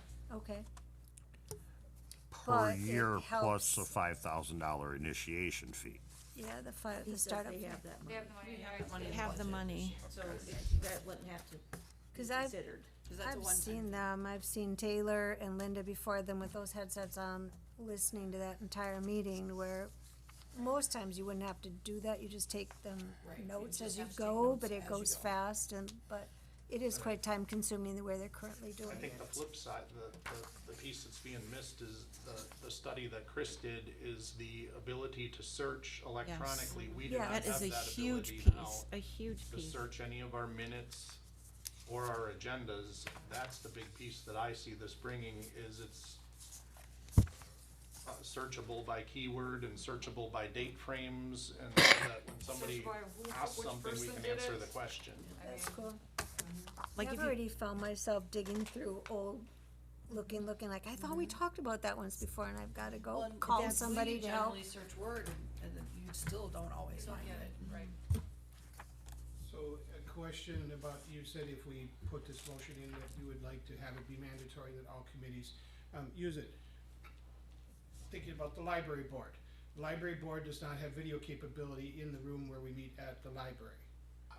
That part I'm not, I mean to do the agenda to build it out so that Okay, we have the okay, okay. searchability and, you know. Alright, okay, but not necessarily for creating the minutes. So I think just to make the agenda and to do all of that, that it's in the system. Or we could phrase it such that this software will be used to create all committee meeting agendas and where possible, generate the initial minutes of committee meetings. That Are those would- meetings tape I recorded? was just Cause I that's the believe same it works question. off It the does tape work off a tape recorder. recorder Oh, as okay. well. Definitely. So we could tape record so it. they can be recorded. You could just record it.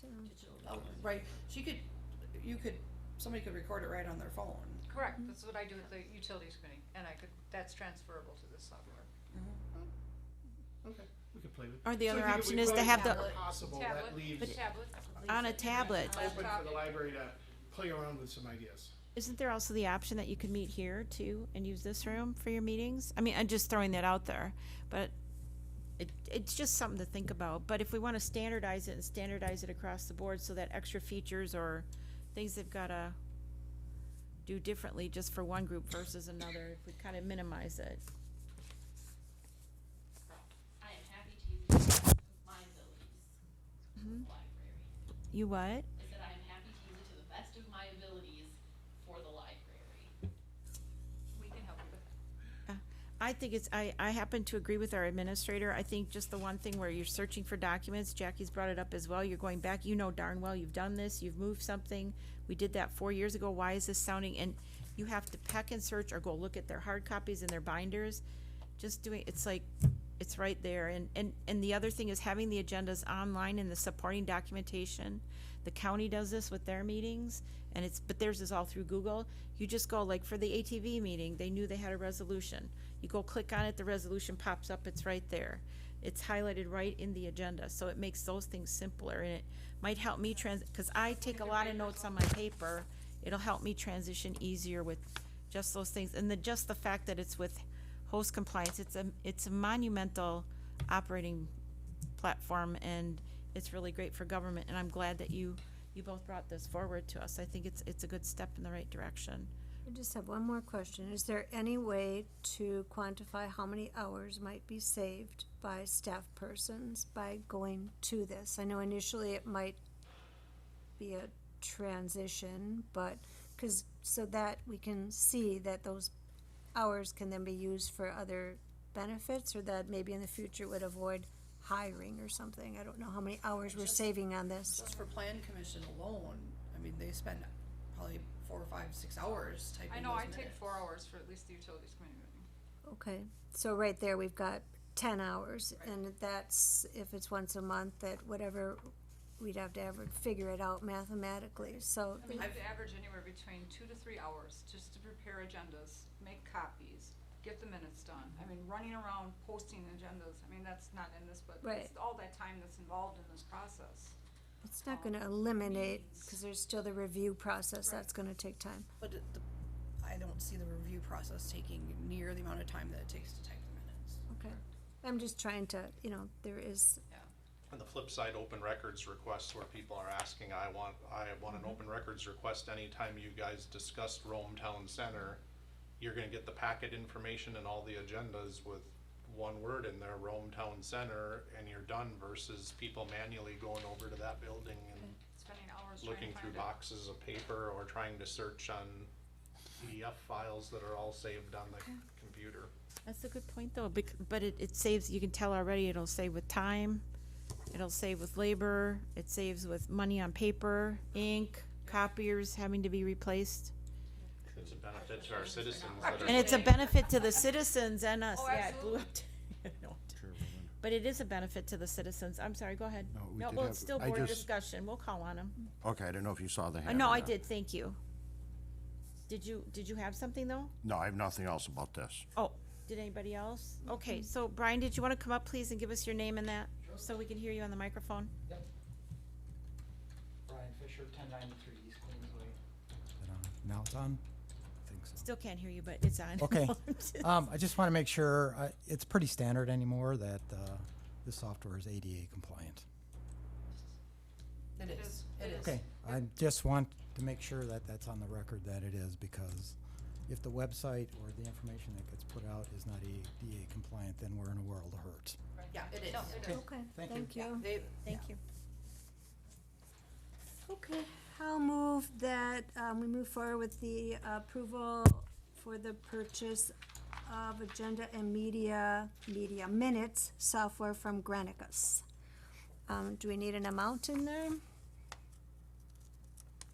I You think, want to say with cost as presented in documentation and well, simplify it with for cost as, with the, in agreement with the pricing summary that was presented, which was a $5,000 one-time fee and a $3,880.80 new subscription fee.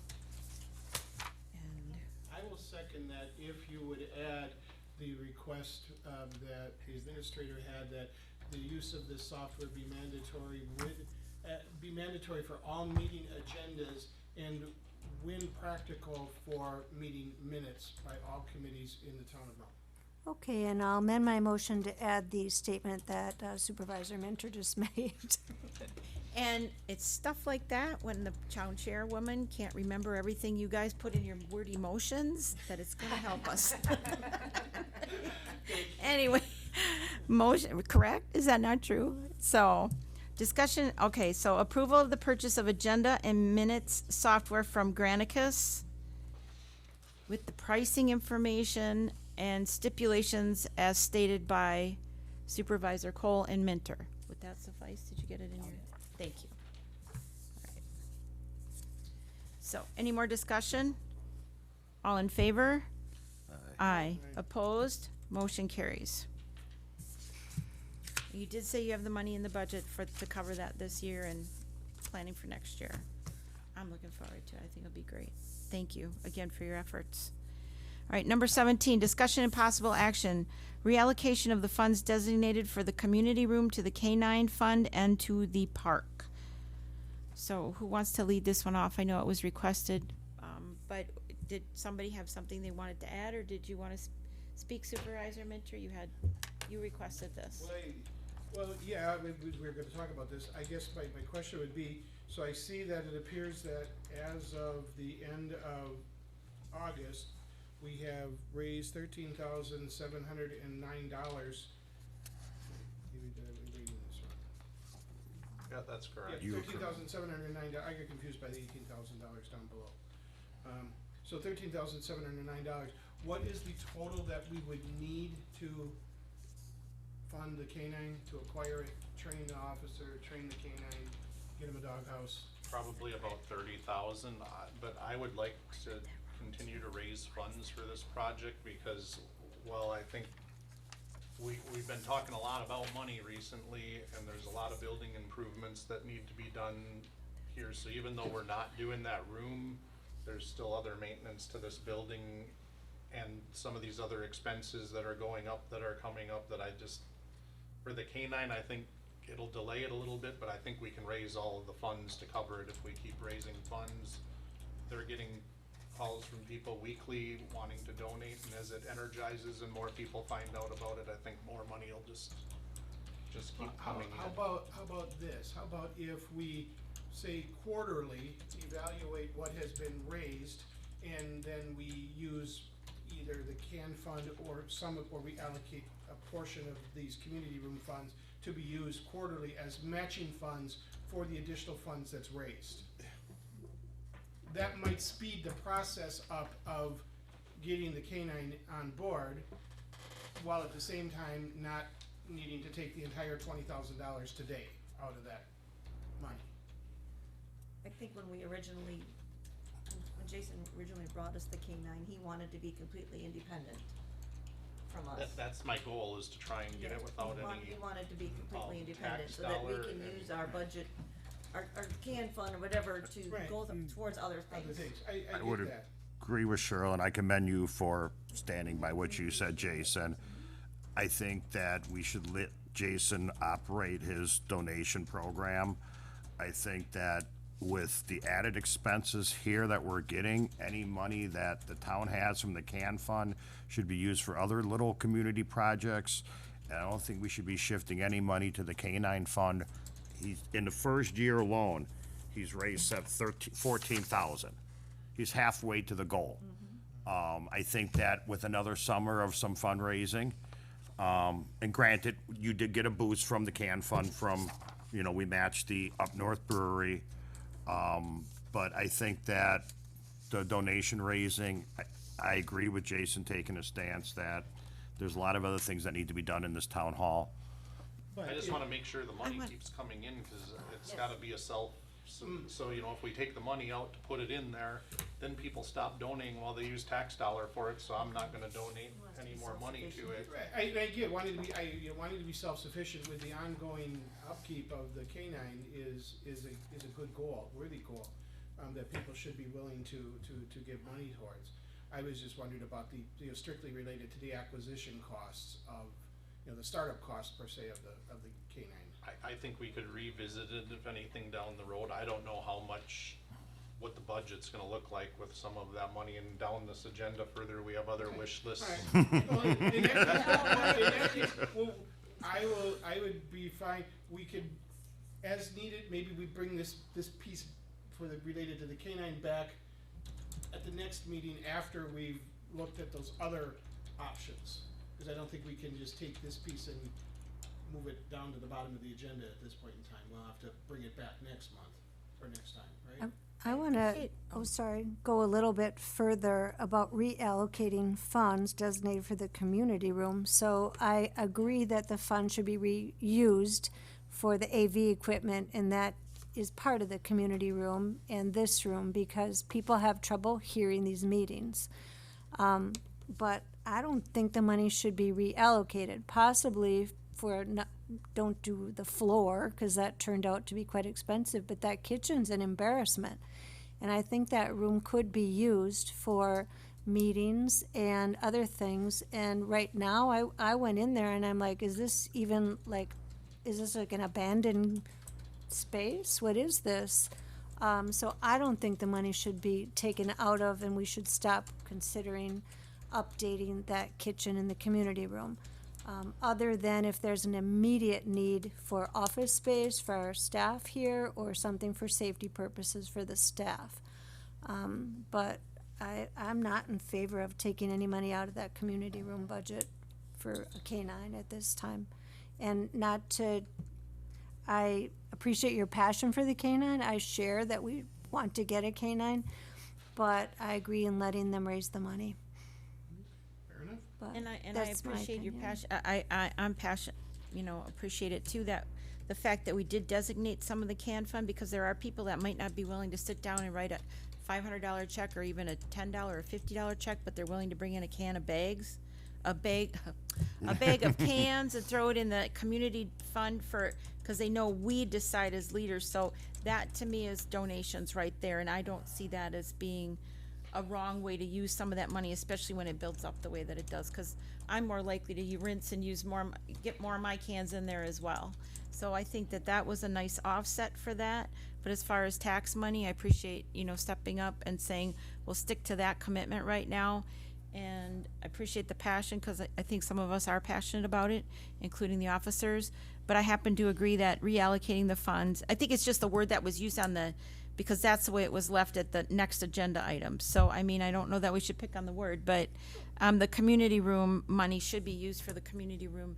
And what we can do to make that kitchen, not the dream kitchen that was originally budgeted for, but a usable working kitchen for people that want to have meals catered or serve up hot food out of a A warming Esco. oven or yes, something like that. thank you. So Yeah, I there's a lot agree of as work in well. the kitchen.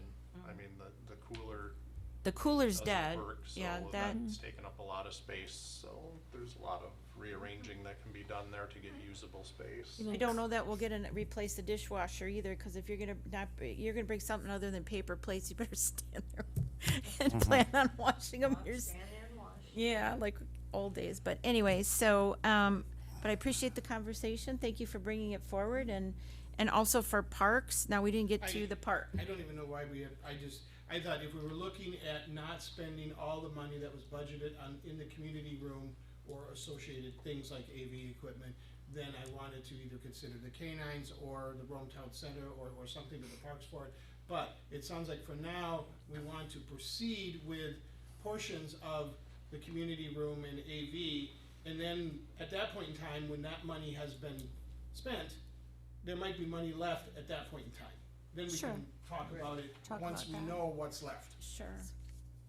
And one thing too, if you please, about the community room, seriously, because we did talk about this 2 years in a row, those light fixtures and ceiling fans, when they run during pickleball, look like they're gonna rocket right off.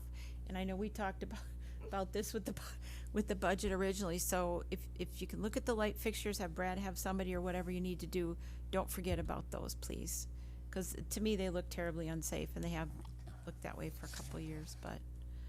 All right, so any more discussion on that one? Nope. All right. Thank you. Discussion and possible action, approval of reallocating funds designated, there's that word again, you guys. Reallocating funds designated for the community room for purchasing AV equipment for the Town of Rome boardroom.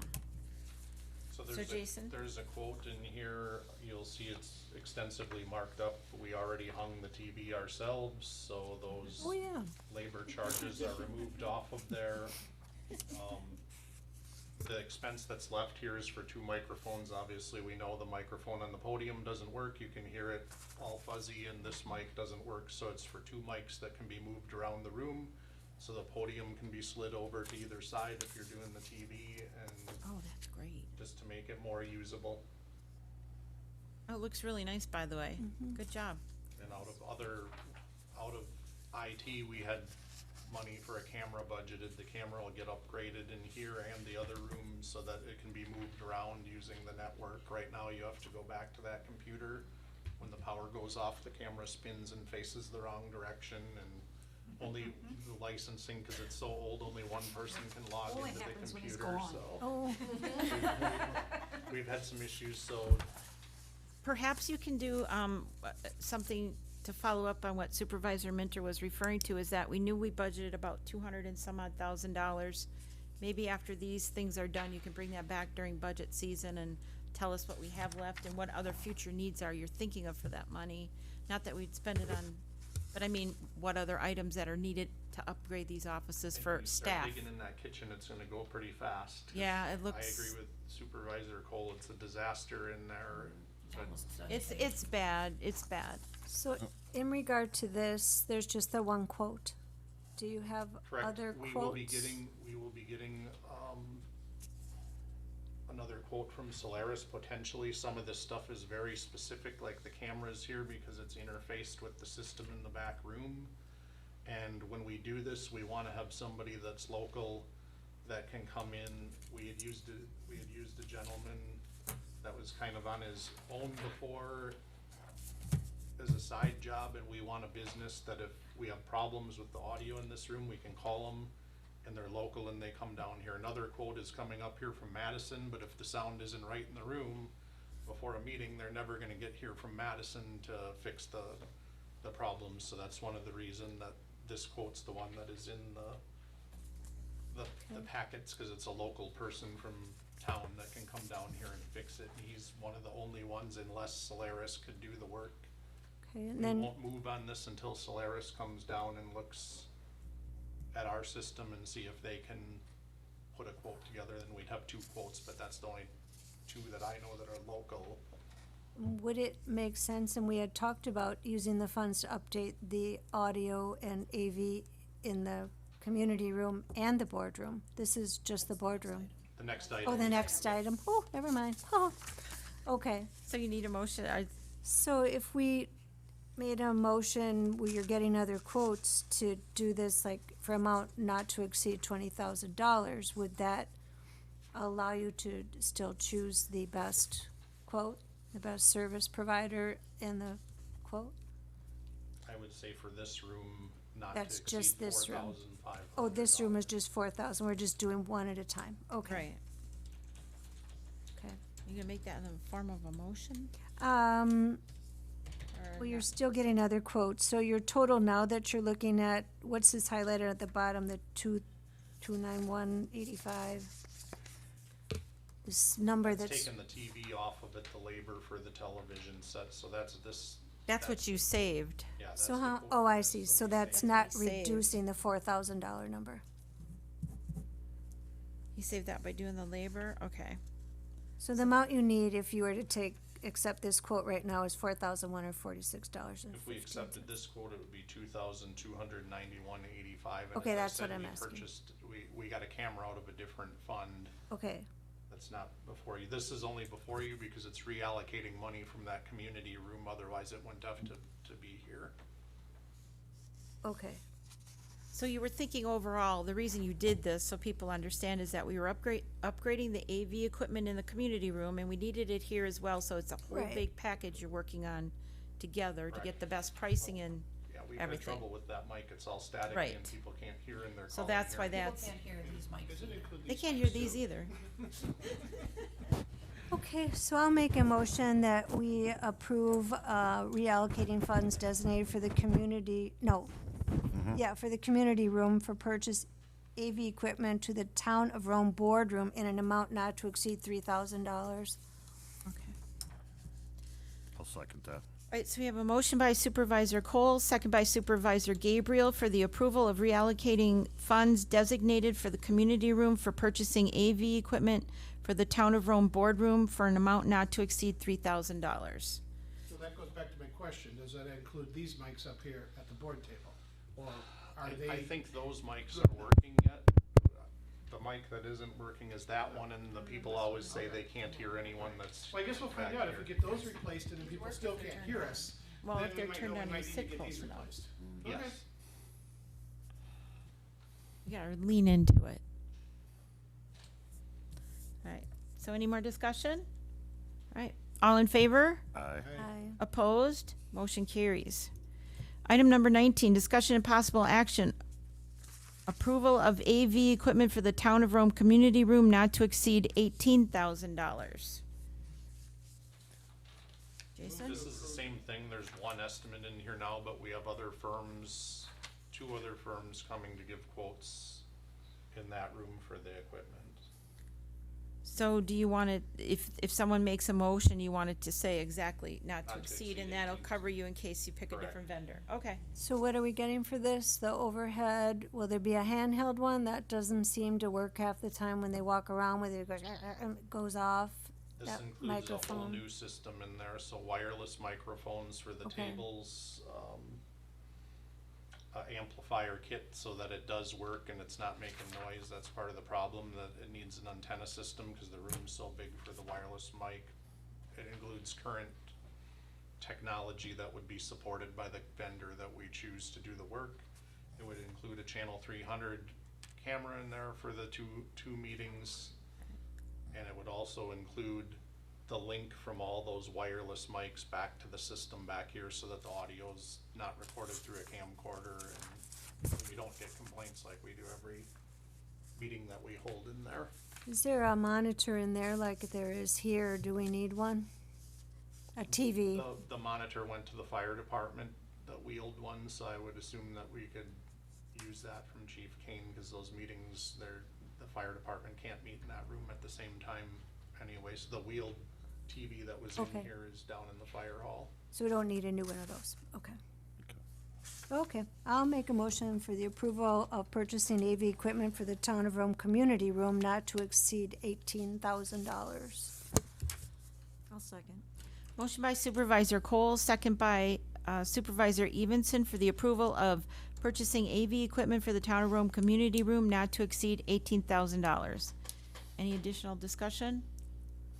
All in favor? Aye. Opposed? Motion carries. 20, discussion and possible action, approval of a request from the Rome Makers HCE for the sponsorship of the Children's Trick or Treat event in the Rome Town Center on October 26, 2024, in the amount of $100 from the Community Donations Fund. Is that the amount they asked for, or that's all? That's all? Yep, that's what they asked for. Okay, all They right. asked for it every It's also sponsored by Visit Rome, so I Okay. think. I'll move that we approve a request from the Rome Makers HCE for sponsorship of the Children's Trick or Treat event in the Rome Town Center on October 26, 2024, in the amount of $100 from our Community Donation Fund. Second. Okay, motion by Chairwoman, second by Supervisor Minter for the approval of the Rome Makers request for sponsorship of the Trick or Treat event in the RTC on October 26 for $100. Any more discussion? All in favor? Aye. Opposed? Motion carries. 21, discussion and possible action, approval of request from Rome Makers HCE for sponsorship of the Old Fashioned Holiday Craft Fair in the Rome Town Hall on November 23rd, 2024, in the amount of $100 from the Community Donations Fund. Move to approve the donation request from Rome Makers HCE for $100 for publicizing the Holiday Craft Fair on November 23rd. I'll second. Approval of the request from Rome Makers HCE for the sponsorship of the Old Fashioned Holiday Craft Fair in the Rome Town Hall on November 22nd in the amount of $100 for the, 23rd, sorry, in the amount of $100 from the Community Donations Fund. All in favor? Aye. Opposed? Motion carries. 22, discussion and possible action, approval of Resolution 24 update to policy number 2.16, compensatory time, overtime, and holiday pay. Update to policy number 3.02, leave policies. Jason? The comp time policy, you can see it's highlighted in yellow. This came as a result of the Wisconsin retirement system. It creates issues carrying comp time from year to year that's unused. So parent 4, basically, of that policy says that the comp time will be paid out the last pay period in December each year. Comp time may not be carried over year to year effective the last pay period in 2025. We did that because there's staff members that have banks, and to kind of make a compromise so they can slowly whittle down their bank, we chose that December of 2025 payroll to pay that out. But the main reason for the change was the Wisconsin retirement system. Well, it's not really a change, it's always been have that way, yellow in but mine. we just learned about it in a class, and, it could be very expensive if an employee were to leave, in the year, Oh, I do have yellow. in the next year after they've earned that. We have to pay interest on that. It's a huge nightmare of calculations to get to it.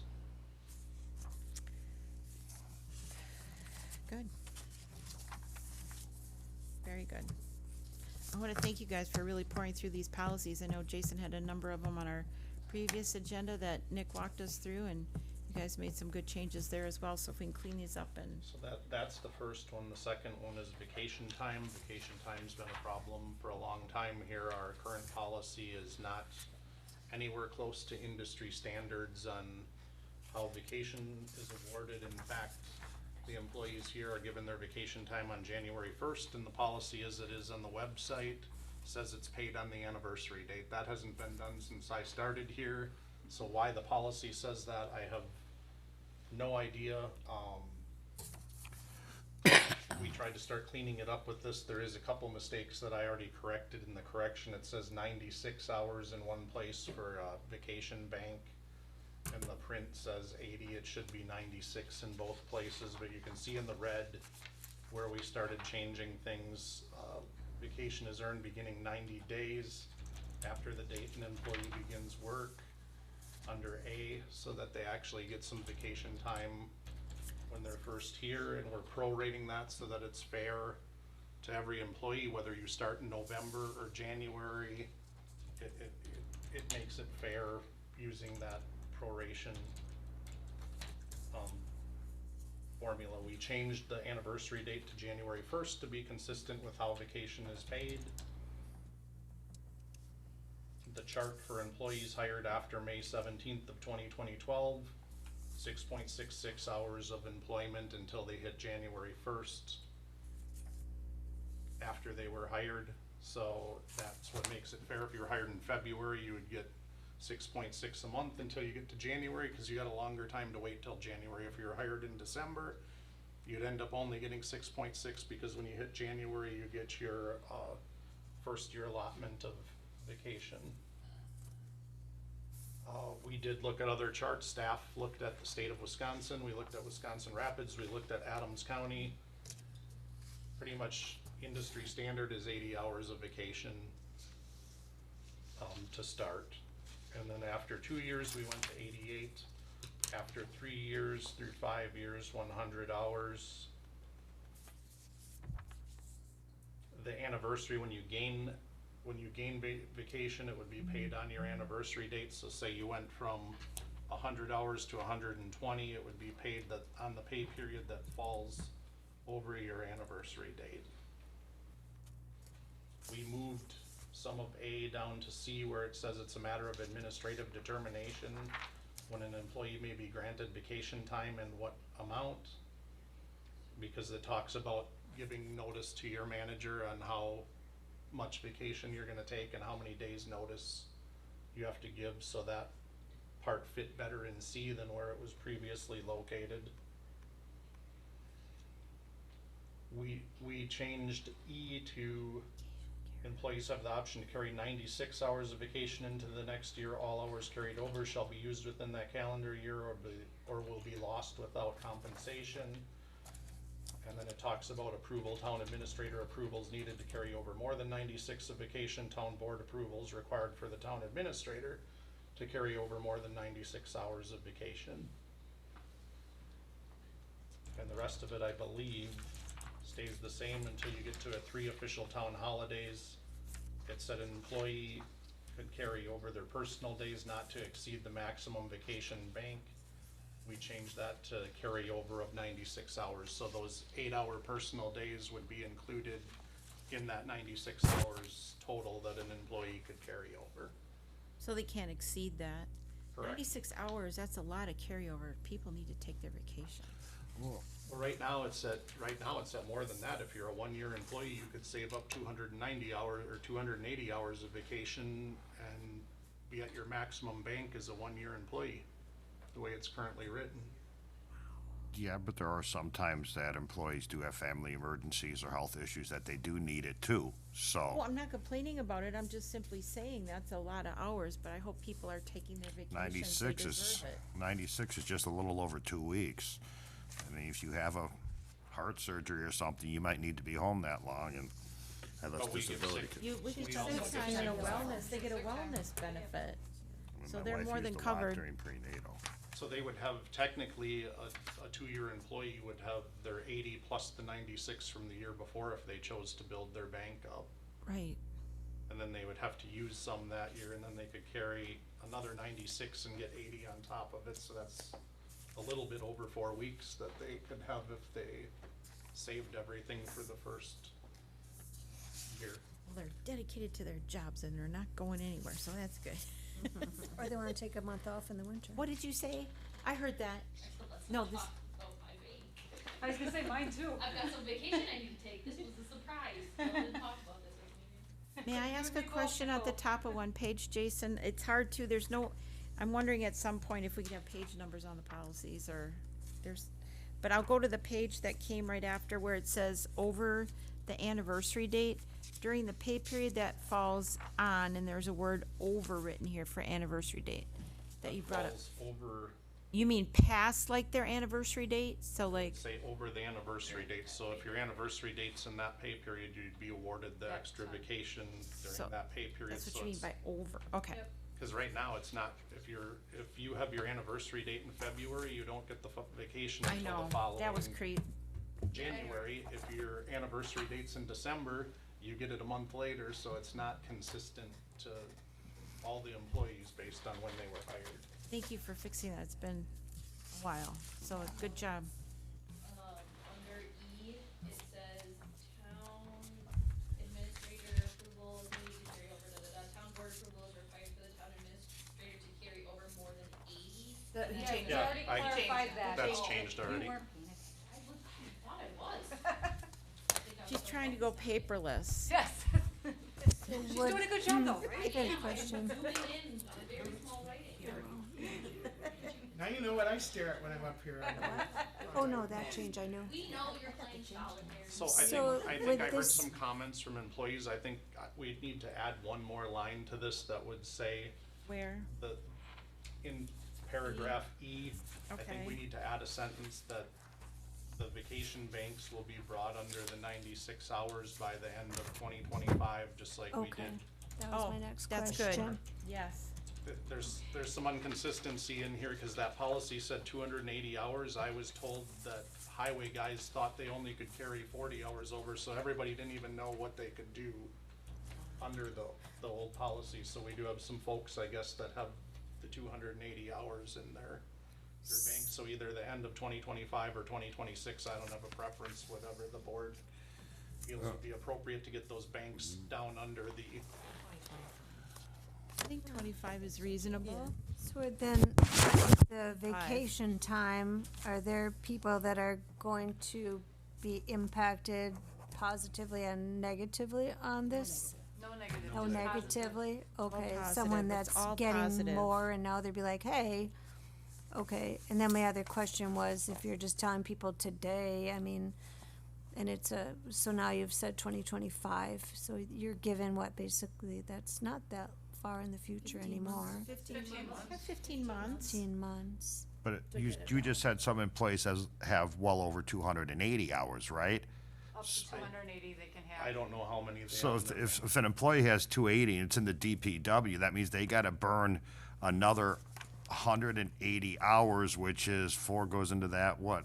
I mean, it's gonna leave one department really short-staffed if they have to burn that much vacation time in one season. Back here, it's the library, isn't it, that has it, or the DPW doesn't have it because their employees spoke with me about these policies and they thought they only could have 44 hours in their bank for whatever reason, so.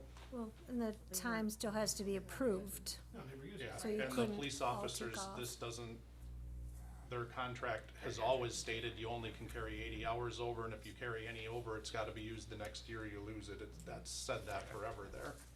Well, So- the other caveat of that, oh, I'm sorry, No, but the it's other all right. caveat of that too, though, is, we have made exceptions at the end of the year if there's been extenuating circumstances that prevent someone from taking their vacation. And that's still allowed. That's still allowed, so that Okay. decision can be made by their department head with the administrator, right? So, we're good there.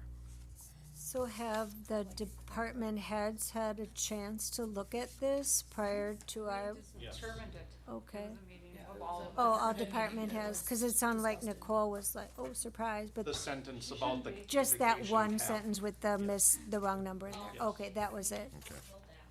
Okay. Oh. But department heads have looked at it and put their recommendations or, okay, gotcha. I'm a planner. So you're not forcing them. Well, but I think we decided 15 months though, 2025? Yeah. So we need a motion, but what's gonna be the disclaimers? I'm gonna say that we're here? gonna trust them to do the language, and if we'd like to review a copy and have them bring it back, do you need that for, you could send it to us? Could we do it that way? And if there's any questions, deal with them directly, would that be appropriate? I think the only In order to change is- hold, not hold it up? Changes the sentence in E to say you have till twenty By the twenty-five end to of get 2025, down that's to the changing. 96 hours. I'll just simply move that we approve adoption of the language related to compensatory time and vacation accrual as presented in the document this evening. Vacation accrual, I With can, the addition of that vacation banks in excess of 200, or vacation banks in excess of 96 hours must be brought down to 96 hours by December 31st, 2025, or said days will be lost. I'll second. okay. Approval, I'm gonna try to remember all of that. Approval of resolution number 24 dash, update a policy to a policy number 2.16 Compensatory. Thank you very much. That's right up there with cannabinosis or time, overtime pay, and holiday pay. Update to policy number 3.02, leave policies with the vacation accrual. Could you please repeat that? With any Don't add any more words. Okay, with any vacation accrual in excess of 96 hours must be reduced to 96 hours or lower by December 31st, 2025, or said excess days will be lost. Okay. All right. Any more discussion, or? All in favor? Aye. Opposed? Motion carries. Thank you. Thanks for doing that. That looks like it was a lot of work. It'd be really good. Yeah, and I'm glad, thank you very much for finally cleaning and taking You'll care of probably that. have regular policies coming forward because the Lexapol is starting now, so. Yep. That's why we're seeing all this, and that's why our agendas are a little bit long, but we did have a lengthy discussion on a couple items, so we'll keep moving along here. All right. Discussion and possible action, approval of recommendation from Parks and Rec Committee for the placement of a memorial bench in the Rome Town Center by Richard Johnston in memory of Saran Johnston. I hope I said her I name think correct. it's Susan, isn't it? No, it's Is it Saran. Saran? Oh, it looks like a okay, I see it here. Okay. Yeah, it's Saran. I just wanna make sure I thought I saw it somewhere written here. I'll but make it's a Saran. motion to, are we ready? I'll make a motion to approve the memorial bench in the Rome Town Center. Second. Motion by Supervisor Gabriel, second by Supervisor Minter for the approval of the placement of a memorial bench in the RTC by Richard Johnston in memory of Saran Johnston. Any more discussion? All in favor? Aye. Aye. Opposed? Motion carries. And thank you again for the work on the policies and getting that into Lexipol. I think that's a really fantastic move in the right direction too. Thank you. All right, dates and items for future agendas and meetings. Next agenda items, I have one referral from the CDA, and that is for the purchase of 4 5-foot Black Hill spruce at a price of $99, balled and burlapped for Plus placement tax. on the corner. Pardon? Plus tax.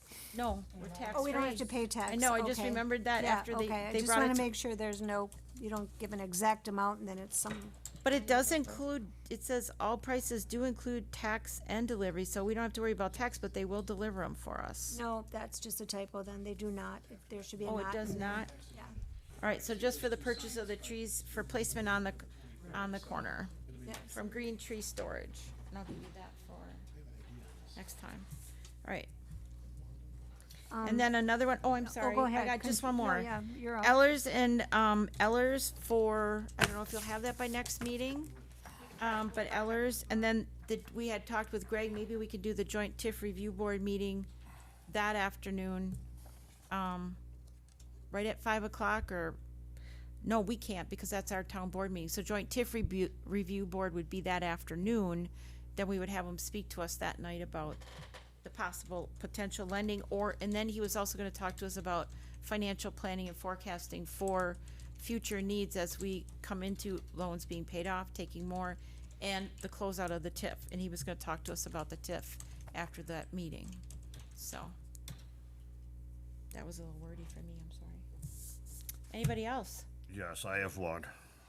The letter that was put in all of our mailboxes on June 1st, 2024 by the Police and Fire Commission. I think we should at least have discussion on it. Okay, Parks will have two signings, but not until the first October meeting, because our Parks meeting will be after the next town board meeting. the 23rd. Yeah, so that'll be the first meeting in October.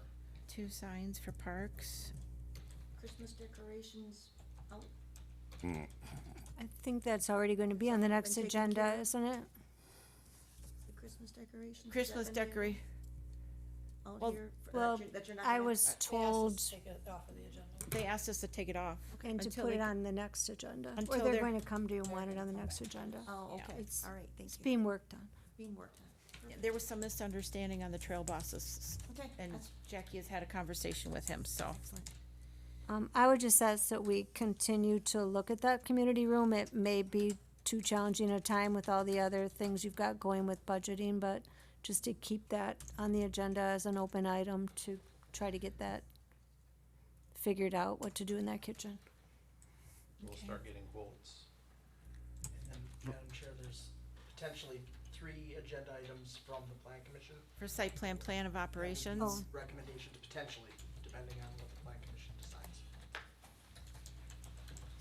All right, And I guess on the community room, are we looking at like eliminating the dishwasher, the oven, make it more like they did at the band shell, just so people can plug in Nesco roasters, just so we're on the same page here? Some laminate countertops, some updated electrical so their circuits won't trip. I would think a Some lighting. refrigerator, one that works. But no, not thinking of ovens or oven. dishwashers Before or they were anything oven, like no. that. No, just a warming oven or, if Not even a- anything, Nesco roasters or things Exactly. like that, that the breakers won't trip. because I we Keep it can't very have- basic, I Right. guess. anticipate that if the cooler is pulled out of there, a door could be put in this hallway to get you another conference room or meeting room like Jackie was talking about, because the kitchen doesn't need to be that deep if it's just got laminate countertop and island never in the been in it. middle and. I've I seen. thought we brought it, I thought we were talking 2.5 hour additional meeting office already. I'm space. outta here. it's like I a don't know. Halloween room. When did that come up? We've thrown it out several Yeah, different things things that around. we're talking about it. It's on our radar, absolutely on our radar. Yeah, that's locker, that food locker and that closet next to it could all be additional, cause that was conversation we had at 1.2 about additional office space. Correct. And maybe moving people in more appropriate places. More efficient use of the space we have. Exactly. Good job. Anything else? Next meeting date and time. September 19th, 5 PM. 2 weeks from today. 2 weeks from today. And just back up on that one, just really quick, the police one, if somebody has some ideas where we would get, we'll have that discussion, I guess, at that time, but that's on top of the 5%, then I would assume, to get us caught up to where Adams County might be, even though they're not a comparable, in order to keep, okay, thank you.